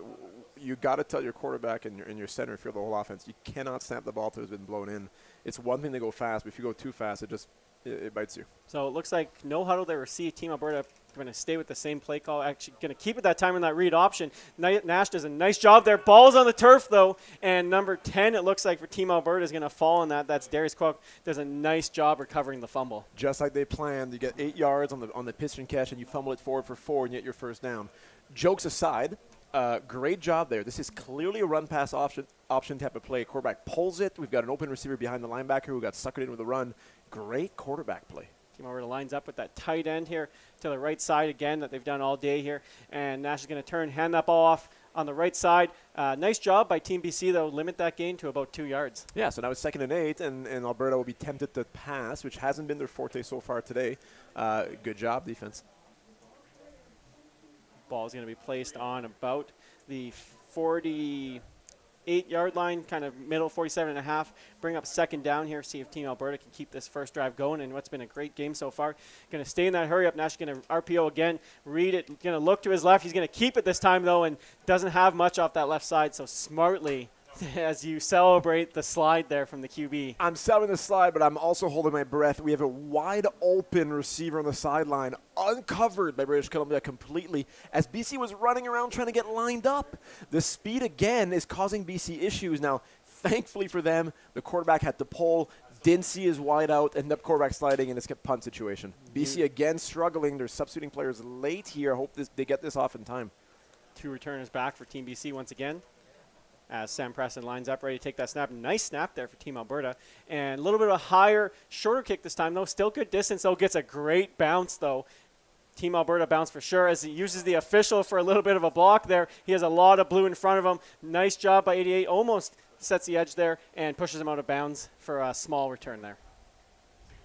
Yeah, they'll end up getting about 25 to 30 yards net on the punt. That's a good trade-off at the U16 level. The special teams corner is going to be happy with that. Nice job by number 88 there, Will Sladek, out of the Calgary Cowboys. We mentioned that team a few times now for Team Alberta, holding off that contain, making sure he doesn't hit the edge. We'll see here. Both teams have used 2 quarterbacks in this game, so we've had 4 different quarterbacks. Kind of hard to keep up at times with who's in, and it looks like they are going to go with number 12 this time, Chase Thurston, back in for his second drive at QB for Team BC. Not a good news, Chris. There's only 4 quarterbacks listed here today on the depth chart, so we might be safe. Lots of motion again as number 20, Santiago Lorena, lines up in the backfield, and lots of flags again. We'll see here. It's not a time count this time as there's 3 seconds left, but it is going to be a procedure, so that's going to back him up 5. Yeah, a little bit of a freeze cadence here, hoping to get the defense to jump, but if your O-line flinches, that's going to hurt. Bring up 1st and 15. Ball will be placed on the 28-yard line here for Team BC on their first drive of the second half. Currently down 11-6 to Team Alberta in the first game of the 2023 U16 Western Regional Challenge. We also have Football Canada, the Eastern U16 Challenge going on this weekend. We hope that the games are just as entertaining out there. And we thank you all for joining us today at Leibel Field in Regina. All right, Chase is going to line up here again in the shotgun as they motion in. 2-back set now. After the motion, going to turn. A little bit of a read there. Hands it off to number 21. Off the right side, he's going to bounce. Sorry, that looks like number maybe 20. 28 there. Nice job, though, keeping his feet going. Ball on the turf again. We'll see if it's blown down or not. We can't hear the whistle in the booth here, so we'll have to see what the officials call. It looks like they are going to call him down, though. Apologies on the number there. Tough to read jersey, that one. First down has been signaled. Yeah, came close. Yeah, that is number 20, Santiago Lorena, the running back for Team BC. Does a nice job getting that first down. A little bit scary with the fumble there, but he must have been down, so gets that first down here for Team BC on their first drive of the second half. Alberta with 3 defensive linemen front and a 2-high safety look. They're daring BC to run the ball. Maybe they saw the halftime stats too. Yeah, playing tight there. We'll see. As Chase lines up, takes a snap. Quick screen out to number 3 on the left side there. Has to make some people miss. He's going to do just that. He's going to see if he can get the sideline here. Breaks another one. Kind of trips up, does a great job following his blocker there. Number 81 doing a nice job leading the way, but that's number 3, Max Pratt. We've mentioned his name a few times. Nice job on the screen pass there. Okay, Max Pratt is impressing me. I mean, it's the second time today that we get a 2nd and 8 and a 2nd and 10 situation. The ball is thrown short. This one was thrown on the line of scrimmage. And we're asking him against an extra defensive back, because they were in a 2 safety set. So 1 D lineman was on the bench while a defensive back was in protecting against the pass. Quick pass.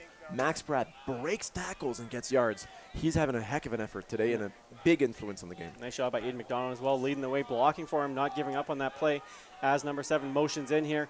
Chase is going to turn, hand that off to him inside, makes a nice jump cut, makes another run inside, gets another extra 5 or 6 yards there. We'll see here. It's going to be close to a first down. Yeah, it looks like a 9-yard gain on first down. BC's making me look bad with my comments about the rushing average. Great start to the half for BC. Good first drive here, led by number 12, Chase Thurston. Nice run there, though. That's number 7, Peyton Mansfield, out of Lord's Tweedsmuir Secondary School in Surrey, another school that we've mentioned quite a few times. I'm impressed. I thought Alberta early in the game was starting to run away with it, and BC, they're sure impressing me right now. Ethan Shipner in the backfield here for Team BC. He's going to get the fake there. He's going to end up handing it off inside there. Chases and gaining about 5. Nice job by his receivers there blocking. We can see a few DBs in the back, or being pushed back there. They're doing a good job running the ball now as well in the second half. They sure are. It's now almost 1st and goal. They're on the 11-yard line. They can still get a first down. But BC's impressive to start off this third quarter. Yeah, you mentioned that they can get a first. They would have to get the ball to that 1 yard line, so not a lot of room there. Brings up second down, though.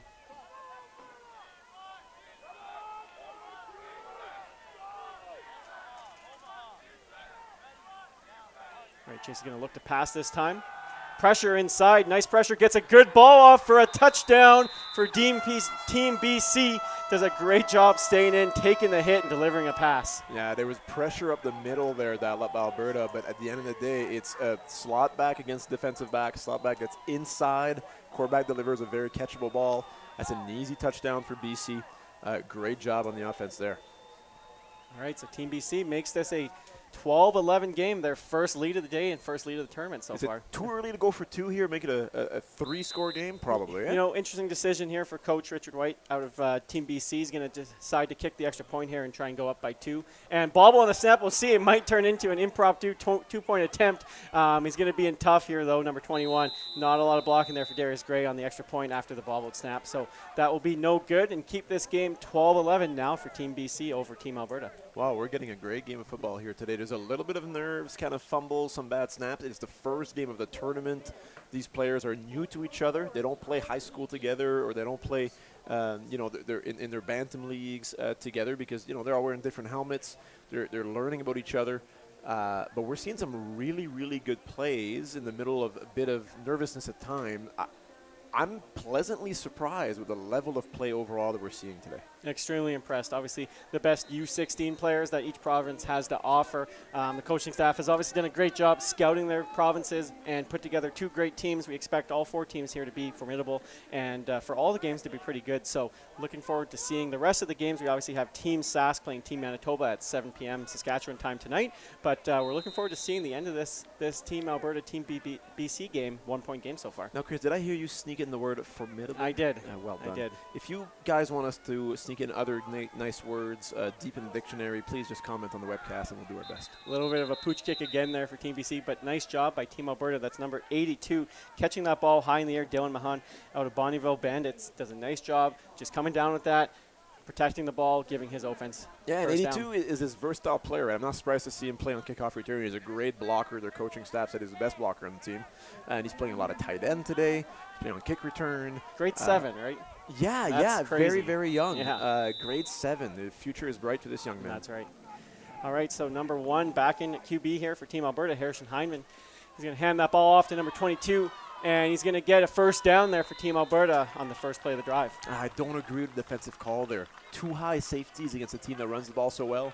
You're sacrificing a box player, and you're adding a defensive back into a team that runs the ball so well. I think that's a mistake in play calling. It's interesting to see the different play calls and the different blitzes, the different looks on a provincial team. It's kind of hard to install all that, but, with how many the football IQ in Canada across the whole country now has grown so much. You can install more, you can put more in and be confident in what you run. But like you said, maybe against Team Alberta that's had success running the ball more than passing, you might want to play a few more in the box. Yeah, and for me it's just a question of simplicity. Can we put more athletes than they have at the point of attack? And if you have a team that's running the ball, well, let's put more athletes on the line of scrimmage in the box at linebacker versus removing one. I just don't see the logic in that one. Look, BC did have some success with that play call, but we're talking 2nd and long situations, not 1st and 10. That's right. So taking a measurement here, the officials are to see if that got enough, if number 22, Xander Odenyo, got enough for a first down. As the officials pull the chains tight here. We have some time to chat quickly about some players. We heard about 71, and I'm going to try to pronounce it right, Sakam Sidhu. I believe so, yes. Yeah, left guard for the British Columbia team. We've been told that Mr. Sidhu essentially is a general on the field. He takes care of everybody. He teaches the other players what they have to do on what play. He can play multiple positions.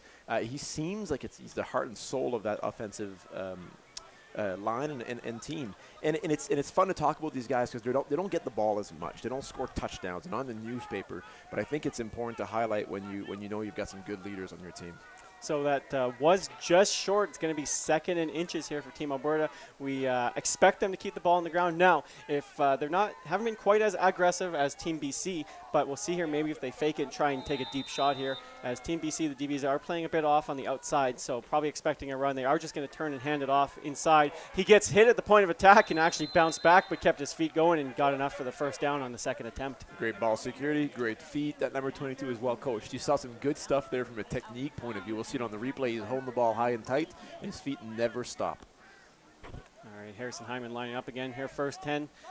For Team Alberta, they've got that two fullback kind of power set here. They've had a lot of success with it in the first half, so they're going to stay in that here.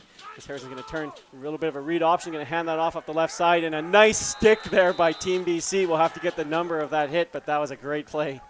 Yes, sir, it sure was. We're looking at 2nd and 8 because of a good stick. That's the way to say it as well. It's not just a tackle. That was a real pop. That was. You always talk about keeping the feet moving, limiting yards after contact. You know, kind of stops his feet, but has the strength to just stand him up there and make a nice play.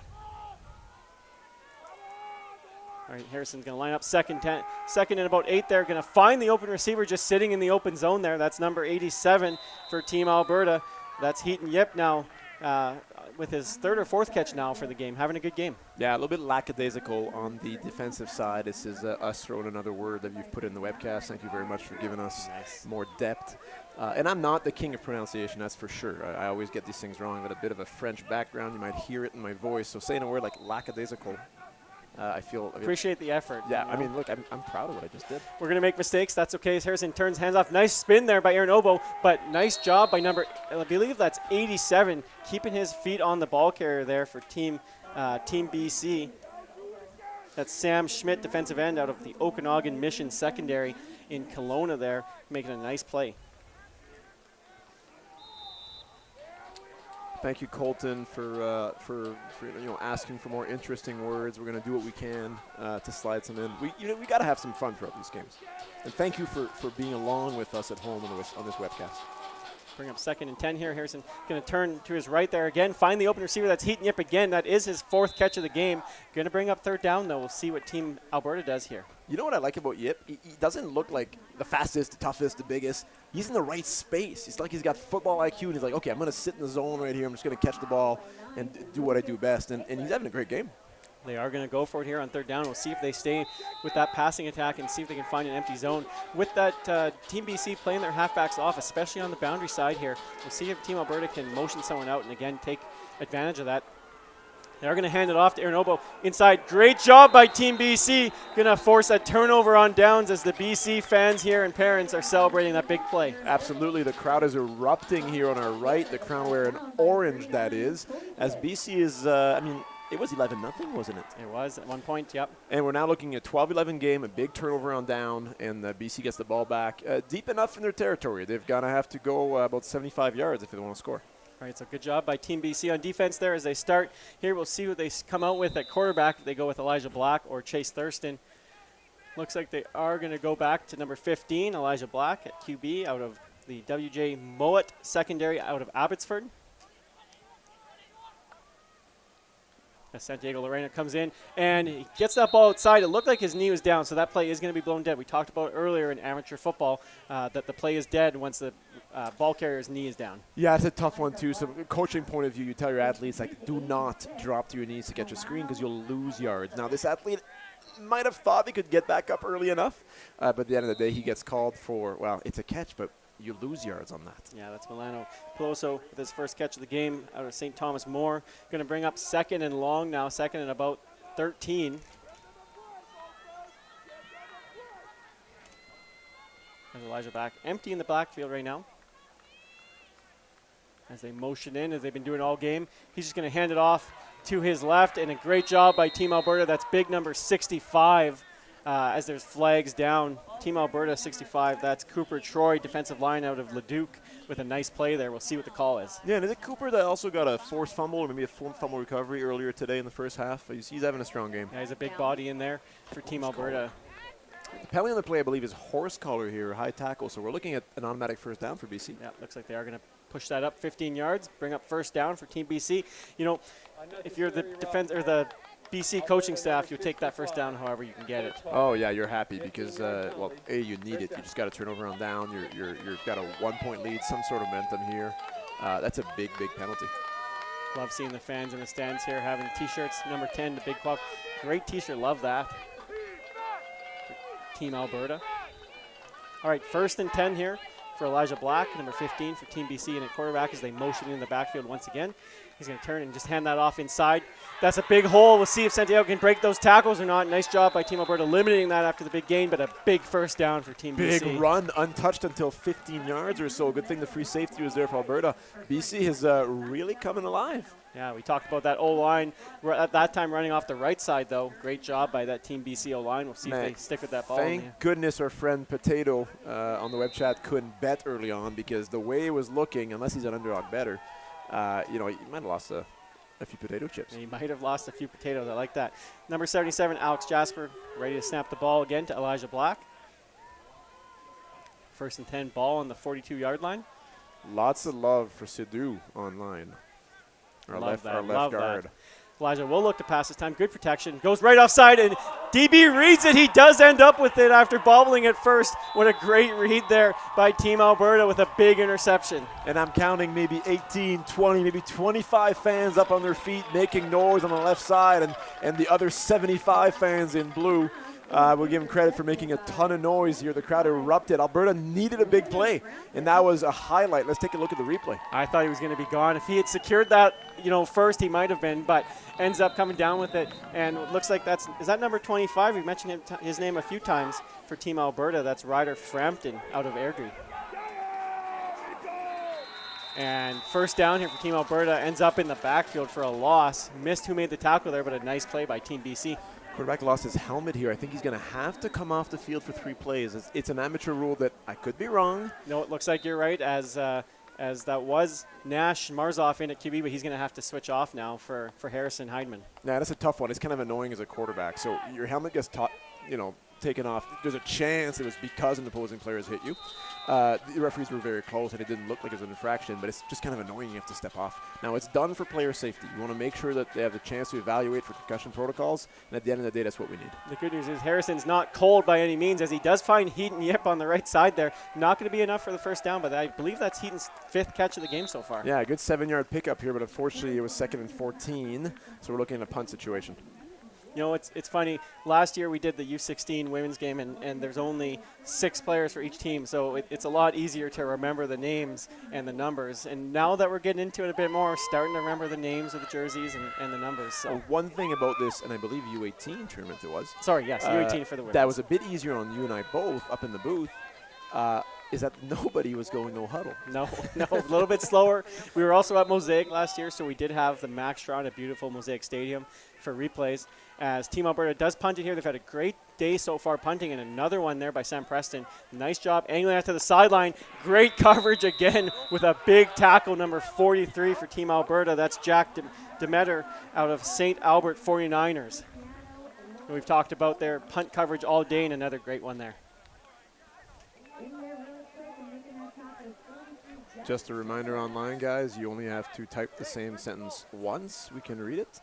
Some of you are having fun on your keyboard. Just a reminder to continue to be friendly with each other and enjoy this beautiful game that we call football. That's right. We appreciate everyone watching online and providing their positive comments. As it looks like number 12, Chase Thurston, is back in at QB here for Team BC as they're going to start on the 22-yard line. Now as a head coach, you throw an interception to your quarterback. Do you put him right back out there to show you still have confidence? Do you give him a break? What's the right call? It's interesting because they've been going with that 2 QB look. I think they'll probably just stick with that rotation. Had they gone with just the 1 QB throughout this game, I'd probably put him back out there, no hesitation. But they go with that rotation anyways, so it kind of gives them a break to talk about that on the sideline, as that is the end of the 3rd quarter, as Team BC maintains a 1-point lead here. Been a great game so far over Team Alberta. We have been blessed with a 0-0 3rd quarter. Keeps the game very, very close. Now we're going to have the wind's going to be behind who here? The wind's kind of died down. It won't be much of an influence. Do you want to rattle off some quick stats, see where we're at? Yeah, we'll see here if we can refresh reginerams.com/stats. See if we can get some stats after the 3rd quarter here. I'll take some time as this is loading to kind of comment a little bit and thank our crew here. I mean, we've got wonderful audio on our side. I hope and trust you guys can hear us well and you're enjoying the webcast. We've got great replays and camera work, so it's just fantastic to be able to provide this for this tournament for the people who are at home who naturally couldn't travel midweek to Regina to come watch a football game. And we're glad that you're with us on air.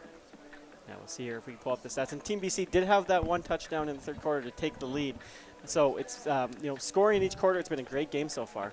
Yes, you're right. You got the memory of a mongoose. There you go. Was that one of the ones suggested? I'm going to act like it was, because throwing a mongoose like that out of nowhere is a bit random.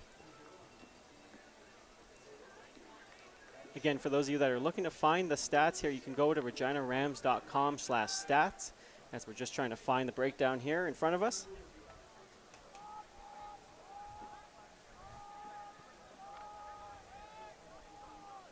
All right, so Team BC is going to start here second and about 9 for their first play of the fourth quarter here in what's been a great game so far.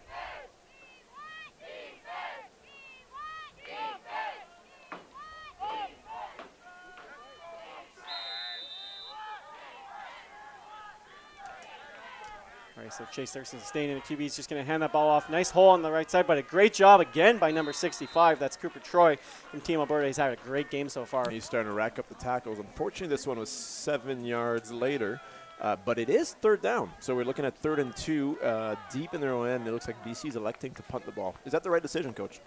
I think so, backed up in your own goal line. They have had some success, but they've also been punting the ball well. Both teams have. They are, and defensively after this first quarter, it's been nothing but 2 and outs, a few first downs, but it's not like Alberta has been driving the ball crazy. There's no need for BC to gamble right now. All right, so Team BC will line up to punt here. Should be number 21, Darius Gray, ready to kick this ball off. BC is short a player once again, 11 on the punt team, and let's hope there's no issues with the protection. A little bit of higher kick there, and it wasn't 21. It was a different number that time. I'll catch that after. And he's going to go off the left side here for Team Alberta. That's number 10, their usual returner. That is Darius Kwok. We've just seen his family in the stands with the T-shirts. They're going to be happy after that one. Oh, they sure are. BC has to fix these substitution mistakes. It's really killing them to have to be too short. They're kicking themselves a little bit in the back by having being short players. We saw a couple plays with 10 on the field. Now they punt the ball with 11. Yeah. They got to fix that up for the next game. I was wrong. That was a different kicker that time. That was Trayson Harley out of WJ Mowat, Abbotsford, punting that ball away. So different punter this time as Team Alberta will start here. Fumble on the snap. Looked like a bit of a read option and a little bit miscommunication in the backfield there. Here's the interesting thing. BC is bringing different fronts. So they're playing like with a five-player pressure, 2 safety high look on first down. And I think the quarterback's almost automatically – I shouldn't say that. Quarterback's taking his time to read, and that's where we got a problem in the exchange. Number 1, Harrison Hyman back in at QB for Team Alberta. Came in last series after a helmet came off, but he's going to stick to his regular progression. A little bit of a fake there, 21. And he's going to throw to the left side, though, that time incomplete. Intended for number 10, the punt returner, Darius Kwok. Yeah, you had him there. That would have been closer to 3rd and 1, maybe, in a position on the field where you might go for it. Unfortunate that we couldn't get that connection. So we'll see here. In Canadian football, obviously, we talk a lot about one of the great things and the great unique things is the rouge. Now, we'll see if Team Alberta has the leg strength to get this ball into the end zone. That's going to be a tough ask out of their punter, number 11, Sam Preston. He's done a great job so far today, though. So if he can, they're going to have to make that tackle in the end zone. He might just aim for a corner and try and sneak it in as well. Yeah, that's the perfect dream for the punter. He can boom this towards the corner. If it goes in the end zone, he ties the game. If not, it goes out of bounds, close to the 1 or 2. He's happy either way. That's exactly what he was looking to do there. Not a bad kick, but they are going to pick it up there on the 1. And we'll see here what the officials call. There are flags down. Look like maybe a few illegal blocks there. We'll see. Bit of a mistake on the return, catching the Let it ball go. on the half-yard line or so. You want the ball to cross the end zone. You want to pick it up in the end zone because by rule, if you get it out of the end zone, you get the ball in the 20. What this returner did, he didn't use enough patience, and he got the ball right away. Now he's down on the 4-yard line until we apply the penalty. Yeah, so too many men for Team BC there. Man. So that's going to give Team Alberta a first down. Yeah, that's really tough on British Columbia. We just mentioned it. All the substitution mistakes. That's a big one if he gets a first down for Alberta. So not quite a first down, apologies. So it's going to bring up 3rd down, but 3rd and 3 now. For a team that's been averaging 5.1 yards a carry, we'll see here if they'll grind this out and try to get a first down. Probably will. Down by 1 here in the 4th quarter. Oh, I feel bad for the BC players right now. You can't have those kind of mistakes. That's tough. That's really tough. Now, interesting enough, they didn't decline the penalty either, which would have put their defense, Alberta's defense, on the field on the 3 or 4 yard line, which is pretty darn good field position. Clearly, they want to go for it. Yeah, are they lining up they're for going a for a field field goal goal. here, Chris? So Sam Preston going to line up for a field goal. This will be about a 35-yarder. My spidey senses are up for a fake in the situation. Fantastic after a punt and the penalty accepted. It's a long field goal. Let's see what we got. All right, snap is good. Hold is down. Sam Preston lines up and is blocked by Team BC. Great pressure inside. That looks like maybe number 38, Lucas Graham, with the block there. And Sam Preston is hurt. We hope he's okay. He kind of got rolled up on after that kick. But great job by Team BC blocking that field goal. Sam unfortunately took a bit of a hit on this one, so we'll have a pause in action. But a great push up front by BC. That's the D lineman essentially winning their battle against the offensive line and, well, saving 3 points. Big change in possession. See, I'm saying that BC shot themselves in the foot by having too many men. The result is the whole thing. About a 25-yard difference. That's right. And BC having the ball. I know that's one of the great things about football is it one play to the next can be such a wild swing. We talk about momentum, those kind of things.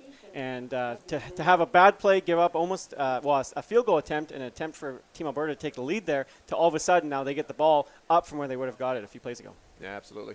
Lots of faces in the crowd here from the Regina community. It's kind of fun to see. I see Angie Duville. I see Ashley Clayton, Shelby Moran. I think we saw one of the old Saskatchewan Rough Riders and coach of Regina Riot here as well. Regina Thunder head coach is here, Scott McCauley. We saw Sheldon Gray from the Rams. Lots of people from the football community who may not have a son or a daughter playing, but they're here to either volunteer or plain simple enjoy a hot dog on this beautiful day and watch some football. It's really nice to see. It is, and we also see Sam Preston. Speaking of things really nice to see, getting up there with the assistance from the trainer. He's going to be helped off, but it's great to see him kind of walk off under at least half of his own power. Yeah, that's good. Nobody wants to see injuries, and we're not going to comment or speculate up here from the booth being that far, but it's nice to see a kid walk off. Absolutely. So that might be interesting later in the game. We obviously hope Sam's okay and that he can come back and kick. He is being carried off by a couple coaches now. We'll see if who their backup kicker is. Being a one-point game, that could be a big thing later in the game. Sure thing. Now, we've seen a lot of great athletes on Team Alberta and Team BC, so I wouldn't be surprised if somebody's capable of coming in and picking up those duties, but it may come down to it. All right, so as Sam Preston walks off the field here, the officials are getting ready for Team BC here. Back in at QB is number 15. That's Elijah Black. Let's go, offense! Let's go, BC! We've seen motion all day from Team BC. We'll probably look to see them stick with that. Team Alberta has been patient, although they've given up some yards on the ground here the last few drives. They are going to motion in with that two-back set. They are going to hand that ball off again as Santiago tries to break a tackle, but a great tackle by number 24. That's Charles Beach. We've mentioned his name a few times now. Linebacker for Team Alberta making a nice play. That's really, really nice. I also want to comment on 88 from BC. We talked a lot about the speed that Logan could bring into the game, but we just saw him make a heck of a block by the sideline here. Not sure we'll catch it on the replay. It was a bit far from the play, but a nice little pancake for the receiver. Love that. As Santiago goes off here, he has a good run so far today. BC averaging at about 4.2 yards a carry compared to Team Alberta's 5.1. Now that's a big swing from the first half when Team BC couldn't run the ball that well. Oh, it sure is. All right, Elijah Black in the gun here. 2nd and 10. Once again, we see that regular motion from Team BC. He's going to step back to pass. A little bit of a crosser there. Just sits in the zone. That is number 6, it looks like, for Team BC. But another nice tackle. We've mentioned his name a few times, the boundary corner, Ryder Frampton from Airdrie. Alberta's been sitting back a little bit more now on those 2nd and 10 situation at the defensive back position, and no choice for the quarterback with a bit of pressure to get rid of the ball maybe earlier than they wanted to. Good pitch and catch, but just not enough for the first down. All right, so we'll see here if they do send back the different punter this time. They did have someone else back there last time. It looks like it is going to be number 5 back to punt, Trayson Harley for Team BC. BC is once again short a player on the punt team. You can see that they've realized this, and But they don't have enough players on line of scrimmage. This will be a penalty when the ball is snapped. And no flag has been thrown. So we'll see if they're short players. Sometimes they'll allow them to be short a player.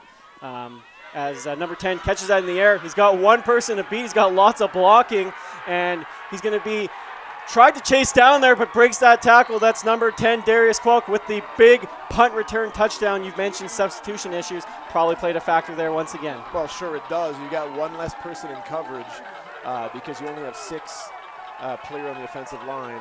The officials seem to be communicating here about something. We've got an official that's helping out a signing here, but doesn't look like there's any penalties on the play. But yeah, what a great play by Team Alberta. They needed something. The offense wasn't going too well. Sometimes you get it out of your special teams unit. All right, so Team Alberta takes back the lead on a big punt return there by Darius. That makes the score 17-12. As we'll find out who the backup kicker is here. It looks like it's number 20 for Team Alberta. That is Carson Becker, defensive back out of Tabor, the Tabor Rebels. So we'll see here what Carson can do. A little bit of a bobble on the snap. He's not going to get the opportunity that time to kick the extra point. So that's going to keep this score 17-12. Now that's a big difference. We've got a 5-point game instead of 6 or 7. That means one touchdown gives BC the lead once again. That's right. So just under 9 minutes left in this fourth quarter here at Leibel Field in Regina, Saskatchewan at the 2023 U16 Western Regional Challenge. Thank you again for everyone for watching online, providing your comments. We also want to thank Football Saskatchewan and thank their sponsors and suppliers who helped make this event a reality, as well as Sask Lotteries, City of Regina, Tourism Saskatchewan, Regina Minor Football, and the Saskatchewan Rough Rider Foundation. Lots of fan here for Rider Dog Frampton. Love it. It's Dog, D-A-W-G. As always. The guy's a dog, that's for sure. All right, so we will have number 20, Carson, kicking off here, obviously with Sam Preston injured on his last extra point attempt, or his field goal attempt, sorry. So we'll see what they do here if they decide to kick it deep or maybe a bit more of a squibbler. Haven't had an opportunity to see what Carson can do with his leg, unfortunately, after that bobbled snap. No, and I didn't see Carson warm up either as a kicker pregame. Now, we didn't, spend that much time looking at warm-ups, but interesting to see if Carson actually is a kicker or if he's really just here as an emergency right now. I think Carson listed also as a defensive back. And Team Alberta, short one, maybe replacing Carson on that kickoff team. Obviously tough in the first game of a tournament. As a special teams coach, you have lots of substitutions. Not an easy task. As Ryder Frampton finds his spot on the sideline here. And a nice kick there by Carson, kicking it all the way down to about the 15-yard line. As lots of room on the outside here from Team BC. Cuts it up. That's number 81. Breaks one tackle, and he's going to hang onto that T-shirt and limits the gain. That's number 81, Aiden McDonald on the return there. Nice speed. Yeah, nice speed and a void from the kick team to get there quickly, but the lanes weren't quite there. A little bit over-aggressive on the contain on the field side, and BC takes advantage, brings the ball after a really nice deep kick by our new favorite kicker. I'm going to pull a head coach pet peeve there of the T-shirts hanging out the jerseys. We talk about that a lot with players, and Shaden Magnus, if you're listening, this is why when I tell you to tuck your shirt in before the game, because you saw the player tackled by the T-shirt there. Jerseys are tight, jerseys are tough to tackle, but brought down by the T-shirt, if that was tucked in properly, might still be running. We're getting a bit of slack here, not saying many good things about Team Alberta. I'll repeat what we said early in the game. A strong, physical, well-coached team. They've just been struggling since BC's kind of found their way in the second quarter. And a reverse there to number 6. Nice pursuit there by number 17 on Team Alberta. I don't have that number on my roster, so I'm not sure who that is, but a nice play there. Not for sure. Great tackle here, forcing a second and medium. We'll see if BC is going to dare to continue running. Because, Alberta shut down the run completely in the first half. Looks like that is Ryder Small out of Sherwood Park. There we go. Brings up second and about 5 as the fans are thankful for a little bit of a reprieve from the sun and this one cloud in the sky.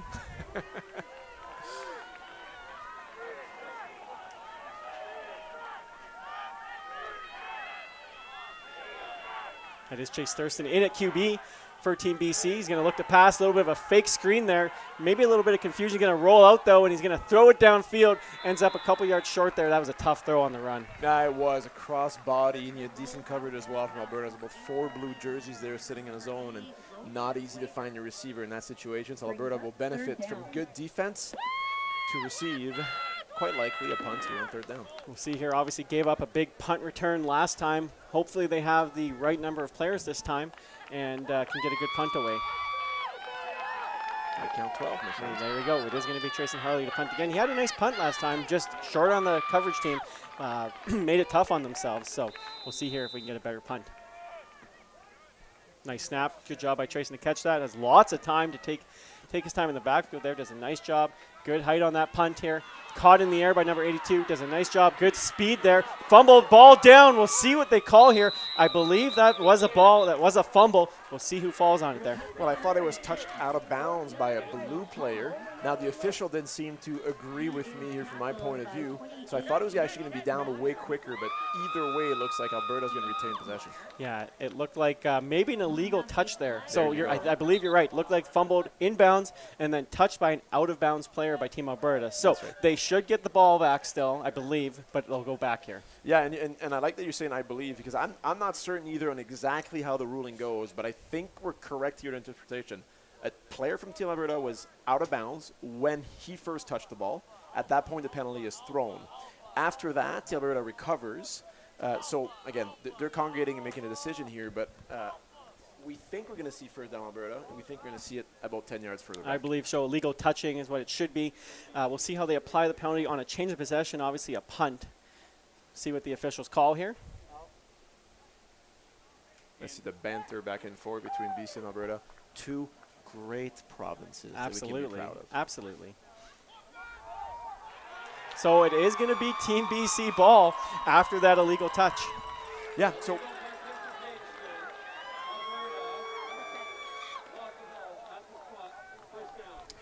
I don't know the full ruling. Yeah, we can't hear the officials through the in the box here, unfortunately. So and nor I gotta admit, nor do I have the knowledge on every single rule, how they're applied. But I think we got it right in understanding that a player from Team Alberta was out of bounds when they first made contact with the ball. Yeah. Now I didn't know that actually meant, BC ball.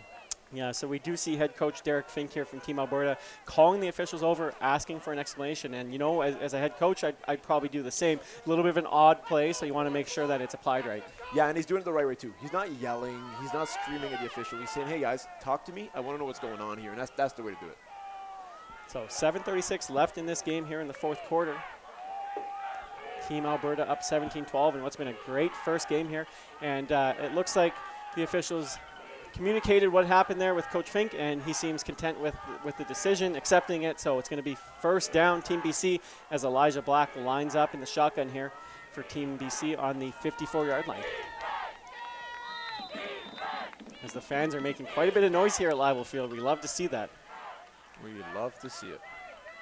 Lots of motion once again. He's going to go off the left side. Great pressure there by Team Alberta. We'll see who got hands on that. It looks like number 65 in there once again for Team Alberta. That's Cooper Troy having a great game. Yeah, and we got a flag thrown by the back judge. They're now congregating and talking about fourth time I said the word congregating there you go. today. That's a new record for me. So they're now chatting, figuring out what the penalty is, but it was thrown by the back judge, usually in the defensive holding kind of area, so I'm not sure what the call is going to be. yeah, so they're probably going to wave that one down. Probably was maybe an illegal contact, defensive holding, but because the ball was tipped, you can then make that contact, nullifying the penalty. So must have ruled that was after the tip. They're going to pick that flag up and going to bring up 2nd and 10. As we see Team Manitoba lining up in their end zone, getting ready here at the beautiful Leibel Field clubhouse, getting ready for their game against Team Saskatchewan, starting at 7 p.m. Saskatchewan time. Still lots of time left in this game, though. 2nd and 10, Elijah Black getting ready for their second down play here.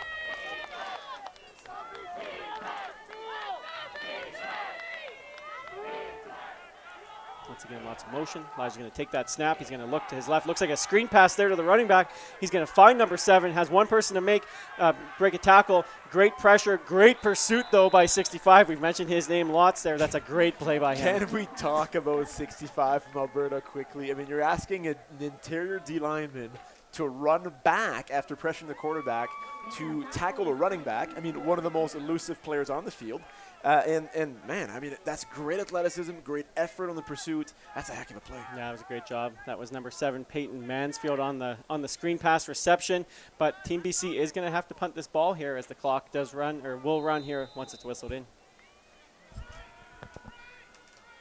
A little bit of a low snap, but does a nice job taking that. It takes his time to punt that away. He's going to aim for the sideline, not going to take any risk kicking that to the returners after the last 2 returns they've given up. Yeah, I don't know if that was coached or asked for, by the coaching staff to the punter, but I'm going to agree with what just happened.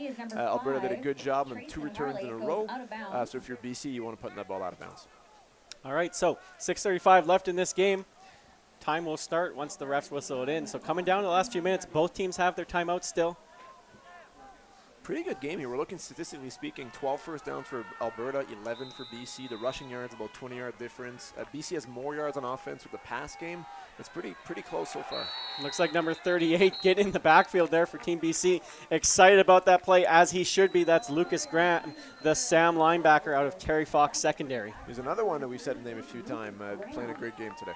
Lots of great individual plays and lots of great team plays today. Now, Alberta being up here and struggling a bit on offense, they're still going fast with their no huddle, which is surprising me. Yeah, staying in that no huddle as Nash. Marzoff is in the backfield still. He is going to pass on the right side. Finds the receiver in that little open zone. That looks like that is number 10. And great job by BC to rally there, bring up third down. This is going to be an interesting decision. Yeah, it's third and about 2.5, maybe 3 yards. You're in the lead. You're winning by 5. About 6 minutes left. I think you have to punt here. I think so. It looks like they are sending on the punt team. We see Team Alberta being fortunate enough to be in the shade there of that one tree. They also brought their tent there, whereas Team BC is right in the sun. And, you know, it is hot out there. We talked earlier in the game. It's about 30 degrees out here. It does make a difference. And on the field level, you can add another 8 to 10 degrees. We've played here, Chris, you and I, as coaches. That's right. We've had our athletes have to battle the heat about a month ago, and it takes a toll on you. It's no joke, for sure. Good pressure there by Team BC, but a great job getting that punt off. Team Alberta has that 2 returners. He's going to pick that off at the second bounce. No yards call there, and it is coming late. There we go. It is called, and that is number 10, Darius Cook, on the tackle. He made the last catch. A little bit of a high tackle there, but no call by the officials. Yeah, the official was right in front of the play. Did not throw the whistle. I thought, or the flag. I thought from our point of view that might be called a horse collar, a tackle a bit around the neck, but we'll see in the replay here. We do see official evaluator on the field there helping out with the officials and the ball boy, as well as Frank White up here. Officials are doing a great job. We mentioned that they are from representing all the provinces in this tournament. And, you know, we've had the opportunity to ref flag football for a long time. You and I have probably done 1,000 games each. At least, honestly, yep. And, you know, ref a little bit of tackle as well. And it's not easy. You know, they're doing their best. And we'll see here what the call is on that punt. We thought maybe it was a no yards, but it was a little bit late. Yeah, it looks like there's 2 penalties called, 1 on each team. So we'll see what the application is. And, yeah, Chris, I mean, you and I, we've officiated, let's say, 4 seasons of flag football. We get about 250 games a year. About 10 to 15 games per week sometimes. So it accumulates quickly and it happens fast. Now in flag, there's not 150 rules like there is in tackle. You only have to look at about 5 or 6 players. This is much tougher here on the turf. It is. No matter the speed of the game, whether you're reffing pee-wee football or all the way up to the pros, you know, it's a tough job to do, so we appreciate them. Looks like a no yards call against Team Alberta and a legal block against Team BC, so that's going to back that ball up for Team BC to start here with 5:26 left in this fourth quarter. 5-point game.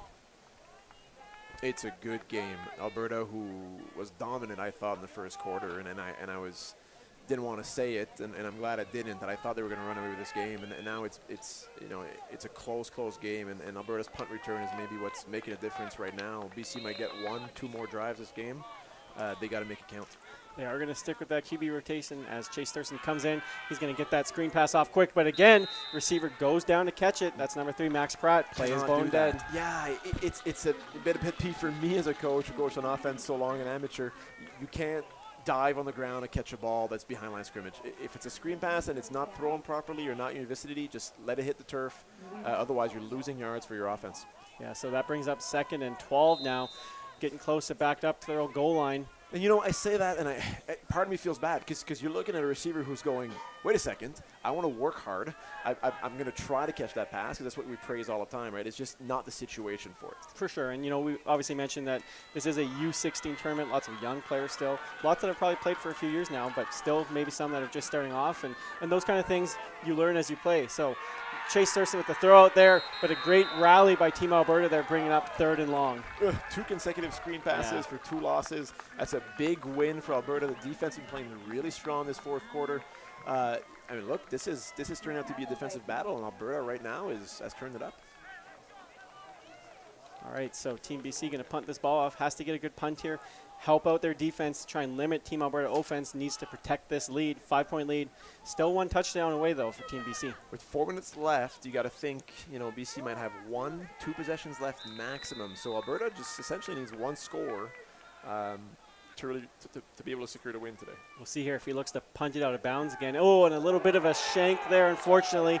Only going to be about a 5-yard punt past the line of scrimmage, if that. Now, I'm going to be optimistic for BC because they are trailing right now. So 2 and out right here and a field goal makes this game 20-12, a 1-score game with probably somewhere around 3.5 minutes left. We could be in for a good finish. Now, Alberta has a chance now to make this a 2-score game, which will be very difficult for British Columbia. That would be, as we see Harrison Hyman back in at QB. Number 21 there in the backfield. That's House Boateng. He's had a great game so far. Now, Coach, if you're Alberta here, you've been no huddle the whole game. Do you slow down at this point? I think you have to. I mean, when that clock is running, take as much time as you can, no matter what. And the clock will run here until under the 3-minute warning. They are going to snap it with about 16 seconds left on the play clock, though, as House takes that run inside there for a gain of about 5. That's 7 carries now for about 67 yards. So I'm going to exaggerate the situation a bit, but let's say they left 16 seconds on the play clock every time they snap. I mean, that's like leaving, even on this drive here, if they have 4 plays, that's less than even an extra minute and a quarter for BC to come back. And I think they really need to slow down here. Yeah, a little bit surprising to see them snap that so early. Now they are taking a little bit more time here, but not too much. They're going to snap that ball with about 14 seconds left on the clock. And the ball's on the ground, and it looks like Team BC is not going to fall, and that Team Alberta fell back on it. What an opportunity that was. Now we're still looking at 3rd down and long enough that we're looking at a field goal attempt, so this game is not over yet. All right, so big field goal attempt here. Like you mentioned, does keep it a 1-score game no matter what, though, whether he makes this or not. So now we've got the second kicker in, who showed to be quite capable so far with a great kickoff. We'll see what he makes out of this. If he does miss, if he does, not jinxing him, still potential for the Rouge, which could be a big point. Go up by 6. Correct. So at least give them a chance if they do give up a touchdown to block an extra point, stop that and keep it a tie game. But we'll see what happens here as number 20 lines up to kick that. That's Carson Becker. Number 9 doing some nice jumping snap, jacks in the back. And it's blocked again. We'll see here. Team BC is going to fall on this. They're going to pick it up, get a few extra yards. A big block there. What a game. What a treat that we have. We're about 8 seconds away from the 3-minute warning. We get a blocked field goal, the second one of the game. It's a 5-point game. BC gets the ball back. I mean, can we ask for any better than this? See the 2 special teams coaches up here both celebrating the block and agonizing in the protection. There you go. So big play there by Team BC. Nice job by Carson there. Had a great lead up to that kick. Just a great pressure there getting inside. And they're going to start with the ball on their 38-yard line. Sorry, 42-yard line. Let's see the replay here. Yeah, big push up front from the BC defensive line. It is Elijah Black back in at QB for Team BC. We'll see. They were looking to throw some screen passes last drive. We'll see if they maybe try and push it more downfield. They've had some success running the ball in the second half. That's number 7, Peyton Mansfield, only getting about a yard there. Okay, so you're already looking at 2nd and maybe 8 at best. If we get a generous spot, looks like we do look at it a 2nd and 8. I mean, are you thinking 3-down territory right away with 2 minutes, 48 seconds left in this game? With how they've been playing and how their defense has been lately, I wouldn't be against them going for it. If they can make this into a 3rd and maybe 4 or less, I would be going for it, I think. But we'll see what head coach out of BC there, Richard White, does. We had a great talk with him before the game. Very friendly, very welcoming to us, which we appreciate. As Elijah lines up in the gun here, we expect that motion to come in again. We'll see who lines up in the backfield. It will be Tyson once again. And trying to draw Team Alberta offside. They almost got them, but didn't. So they're going to run this clock down again here. Elijah will take the snap, looking to pass this time. He is going to go deep, puts lots of air on it, has his receiver who makes the catch. That's number 88, going all the way for a touchdown. That is Logan Wager. We've talked about him lots with a great job there. And we've talked about this mismatch that BC players were getting behind. There is a flag down. There is a flag. We're getting behind the Alberta defense over and over again in the first half. I've been waiting for this deep shot to happen. BC dialed it up at the right time, but like you said, there's a flag on the play.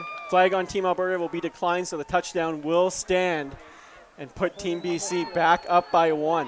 Now, do you go for 2 points here, Chris? Absolutely, I would. Absolutely. What a game, ladies and gentlemen. We hope that you're enjoying it as much as the fans here are and that we are up here in the press conference booth. Looks like they're going to just go for one here, though.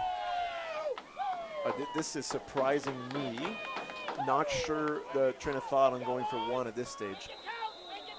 And timeout now, and it is a timeout. Team BC may be rethinking their decision here and might go for two. We'll see what they decide here. Yeah, what a play. I mean, we've talked about this early on, that these receivers for British Columbia were getting behind the Alberta defense, and they finally took that shot. Elijah Black, 7 for 11, 153 yards now with a long of 65 after that touchdown pass. Wow. That was a great throw by Elijah.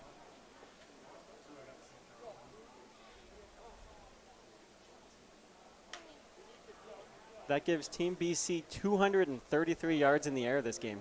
Yeah, and that's a lot because in the first half, essentially BC couldn't run the ball at all. And then Alberta was able to sort of play out a cover two look. They did quite a bit. But now BC just, again, they found a way to come alive after that slower first quarter. And they are going to go for two. So they've changed their mind. Head coach Richard White deciding to go for two after that timeout. Although it looks like number 12 is in, not Elijah Black. So number 12, Chase Thurston, who's also played good today, is going to go in and run this two-point attempt. Yeah, Richard White is probably listening to the broadcast. He probably heard us talking about going for two. That's where the timeout came from. That's probably right. Absolutely. All right, so Chase Thurston in here in the gun by himself as he waits for his motion. The 8 again, Logan, who's, we were told before the game he was the fastest player in the field. Yep. We were told before the game that he'd be somebody heavily involved in the offense. Clearly he's shining right now. All right, looks like it is going to be picked up. So that two-point conversion is going to stand and make it a 3-point lead for Team BC over Team Alberta with 2 minutes and 24 seconds. And now Team Alberta might be glad that they were snapping the ball quickly. Just like they drew it up, right? Well, I'll tell you what we drew up. We talked about potentially this game coming down to a field goal from the second kicker of Team Alberta, who's looked very good. He has, yeah. He might get a chance to shine. Now, do we know the overtime rule in this tournament? Because this tournament is a one game, you make it to the finals. So clearly this game today cannot end in a tie. I believe you're right on that. We'll get clarification on that from the Football Canada representatives here just to confirm. But you're right. We talked about this maybe coming down to a field goal. I think Carson's done a good job kicking the ball so far. We'll see, obviously, the protection on two of those kicks. The first one getting Sam Preston injured, and now this one blocking that last field goal, ending up on a big touchdown for Team BC. Again, I mean, these are the best athletes of their provinces. They've got a lot of depth. I'm not surprised to see a second kicker do quite well. We'll try to get informed here on the overtime rules, what this could be, what come into play.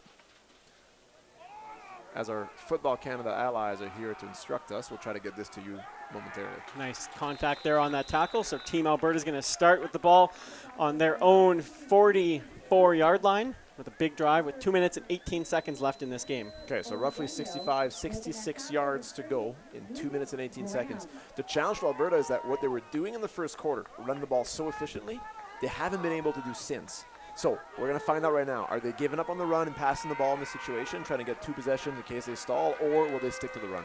Lots of time left in this game. Team Alberta does have two timeouts still. There's going to be Nash in there, tipped at the line, and going to fall just short there, incomplete. Yeah, BC choosing to bring the pressure, lining up a lot of players in the box, close to the line of scrimmage, and creating a bit of havoc for the quarterback. Yeah, Nash Marzoff in there at QB again for Team Alberta. And they are going to go hurry up again, no huddle. We're under the 3 minutes, so the time will stop here. It won't start until the snap, so they would have time to huddle, but they're going to stick with what they've been doing. All right, Nash is going to take that snap there at chest height. He's going to look deep there. Great job by the receiver to go up and get that. Now, here's the beauty about the no-huddle offense is that they are ready for this situation. They've been ready since training camp because all they do is no huddle and go fast. So the clock for them right now is not a stressor. That's right. 2 minutes and 8 seconds. If anything, and they score, they might score too quickly, which is almost crazy to say. That's Xander Odenyo, who's played some running back this game, going out playing receiver, making a nice catch there. As Nash will look to run here after the pressure, and he's going to get back to the line of scrimmage, probably save the loss there, but going to bring up 2nd and 10. And 2nd and 10 at this point is the same thing as 1st and 10 because you're going 4 and 3 downs in this situation, I would assume, unless there's a big loss coming up here. So no stress. Alberta's still okay. Yeah, stick with that no huddle. Time will run on the snap this time. As Nash looks here, gets everyone set. Aaron Obo in the backfield. A little bit of a fake there. Pressure again. Gets the pass off to the right side. Nice pass there. We'll see if the receiver's going to get out of bounds. So he's going to stop the clock, bring up about 3rd and 3, 3rd or 4. Yeah, the spot is actually shorter than I thought. From our point of view, I thought the receiver got really close to the first down marker, but it looks like he stepped out of bounds about 3 yards short. We've got a 3rd and 3. Obviously, we're going for it here, right, Chris? I believe. Absolutely. Yep. That's Brady Lafferty out of Edmonton Raiders with his first catch of the game. It's a good time for it. All right, we'll see if Team Alberta keep this drive going. They have enough time and 2 timeouts that if they don't get this first down, they will be able to stop the clock and get another drive here. But it looks like they're actually going to use a timeout here. An injured player for Team BC, so they're going to get a break here, get some water, and talk about this next play. Yeah, this gives Alberta an opportunity. They have to pull out their safest play or maybe their best play at this point. No need to keep anything in the bag. It's 3rd and 3. If they don't get it, they can't make their way to the final game. Well, we've been treated to a delight of a game. This has been incredibly fun. We'll see if they look to go back to Heaton Yip, leading receiver for Team Alberta. He's got 5 catches for 49 yards and a 9-point-yard average so far today. We'll see if they look to hit him on maybe a hook. The boundary halfback is playing off here on the right side. We'll see, and he will look there to Heaton Yip, makes the nice catch there, and gets a first down. Ball down, though. We'll see. Looks like they're going to call that a fumble, and it is picked up by Team BC. Incredible. I mean, I feel bad for Heaton, who just made such a nice play, making the catch, getting a first down, and ball security has been something today, to say the least. But yeah, that's a tough one. All right, so Team Alberta does have both timeouts left, so they will be able to stop the clock here 2 times if they can stop. Now, BC is averaging 4.1 yards on the ground here in the second half. They've had done a much better job running the ball here. So let's say BC does run the ball twice and get stopped, and let's say Alberta does use both their timeouts. They'll still have plenty of time left. They'll be over a minute. I mean, plenty is a interesting word. It's not like there's plenty of time, but there's enough time for the no huddle offense to actually get another drive going. It looks like it is going to be Chase Thurston in the backfield for Team BC as number 7, Peyton Mansfield, comes into the backfield, and he will hand it off to him inside. Great pressure, though, by Team Alberta. That's going to be about a loss of 1. So we'll see here if Coach Derek Fink calls a timeout or not, or if he's going to hold on to it, wait for 2nd and 3rd down. I think you got to call it here and just say it every second you can. Yeah. And for BC, it's interesting, too. Everybody knows you're going to run the ball here. Do you have the guts to pull it and throw, or do you actually run the ball and with lower odds of getting a first down, if you will? They've obviously had success in the air with 238 yards passing. Now, a little bit risky pass here. We'll see what happens, though. If they decide to go in the air, I wouldn't be surprised to just see them keep it on the ground, burn another timeout for Team Alberta, and then they've had good success with punting, except when they haven't had enough players, they gave up that big punt return. Yeah, that's true. So we're being notified now by Football Canada officials who are here today. Just remind us about the overtime rule. This is standard amateur overtime shootout rule, which means that each team will get at least 1 shot from the 35-yard line. We start there. And if we're still tied at some point, and I believe in the 2nd possession or perhaps the 3rd, they'll have to go for 2-point convert attempts. But we're not there yet. First thing first, we know Alberta to get a stop. You know, one of the great things of Canadian football is the overtime rules. Love that shootout style. We'll see if that ends up happening or if Team BC can put this game away here on 2nd and about 10 yards here. Chase Thurston in the backfield. He is just going to turn and hand that off inside there. We'll see here. Breaks the tackle. He's going to turn her. Has the sideline. Going to have a big gain here. Chase from behind. Tries to rip it out. That's a great job by 32 going for that. He almost had it. But that's a big first down by Santiago Lorena. Yeah, that's Cole McInnes trying to get the strip. It's exactly what you want out of Cole. The way to understand the situation, try to get the strip. I mean, that was a massive first down. It doesn't seal the game, but it sure puts BC in a better spot for it. Thank you for the kind comments there, the Court 75. We are doing our best. We don't know, much about these teams. Try to get informed, talking to the team managers and the head coaches during the warm-ups today to get as many notes as we can about the players. But thank you to all of you guys for commenting and adding to the fun that we're having. You know, although we are from Regina, from Saskatchewan, we probably know about the same as Team Saskatchewan as we do these teams, aside from obviously the cities and schools that they're from. But as far as players go, we'll know a few, but not that many. Yeah, and Chris, you and I will have to get our priorities straight when this game ends. Are we going to go and get 2 or 3 hot dogs right away, or do we go and talk to the coaches and the teams to get as much info as possible before this next game starts? And I'll be honest, Leaning towards hot dogs? Yeah, hot dogs are, I mean, I do love all the people we have online listening to the webcast, but there's some priorities in life that are difficult to pass on. Well, we might be able to split those duties up and conquer both. But we'll see here after this game ends. Still a minute 27 left here in what's been a great game for the first game of the 2023 U16 Western Regional Challenge. Team Alberta trailing Team BC by 3 here. As Team BC lines up first and 10, there was a timeout used by Team Alberta, sorry, so the time is stopped until the snap here. As Chase lines up, he does have Santiago beside him once again after that big run. He will likely just turn, hand it off inside again. He's going to bounce outside to the right again. Team Alberta makes a nice tackle there. Number 24 and number 44 there on the tackle. I believe that's Tristan Grundy out of Spruce Grove in on the main tackle. A little bit of confusion in the BC backfield. We saw number 20 kind of, talk to number 7 and say, hey, get out. I want this carry. I don't know if that was a play call, mistake or an align mistake, or if that's 20 just saying, I want the ball in this situation. I think if you're BC here, keep your play call simple. Hand the ball off. Keep that clock running. Clock will run now when the ball is whistled in.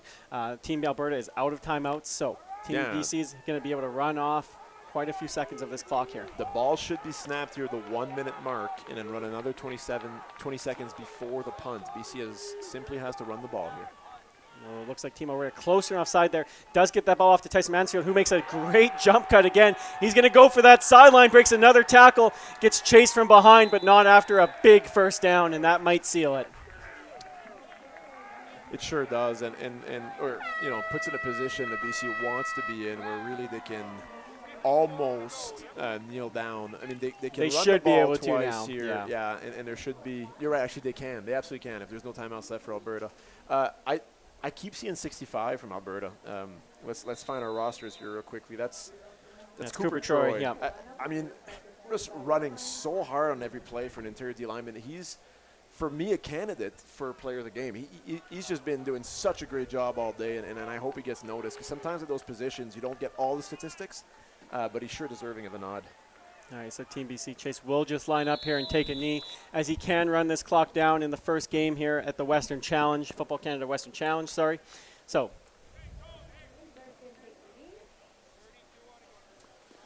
I mean, what a great game. It looks like it's all said and done here with a couple of kneel downs, but fantastic game.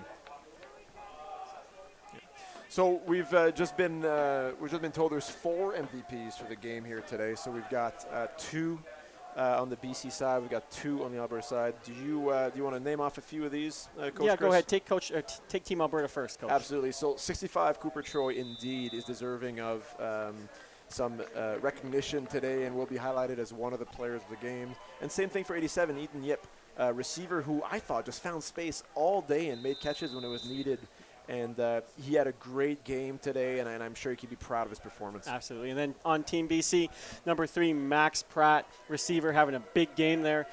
And offensive player of the game for Team BC. And then Kobe Kidd, we talked about him early in the game for Team BC, defensive MVP. So that will seal it, the first game here at Leibel Field. Team BC takes a 20-17 win over Team Alberta. What a fantastic game. Thank you so much to everybody for following along. Tom, that's one of the best comments we saw all day, encouraging us to go for the hot dogs. We appreciate that. I hope you guys are having fun, and you're kind enough to laugh with our silly jokes, as we're trying to keep this interesting and fun, because we don't know all the stories about these players, but we sure are happy to learn more about them. Wow, what a first game.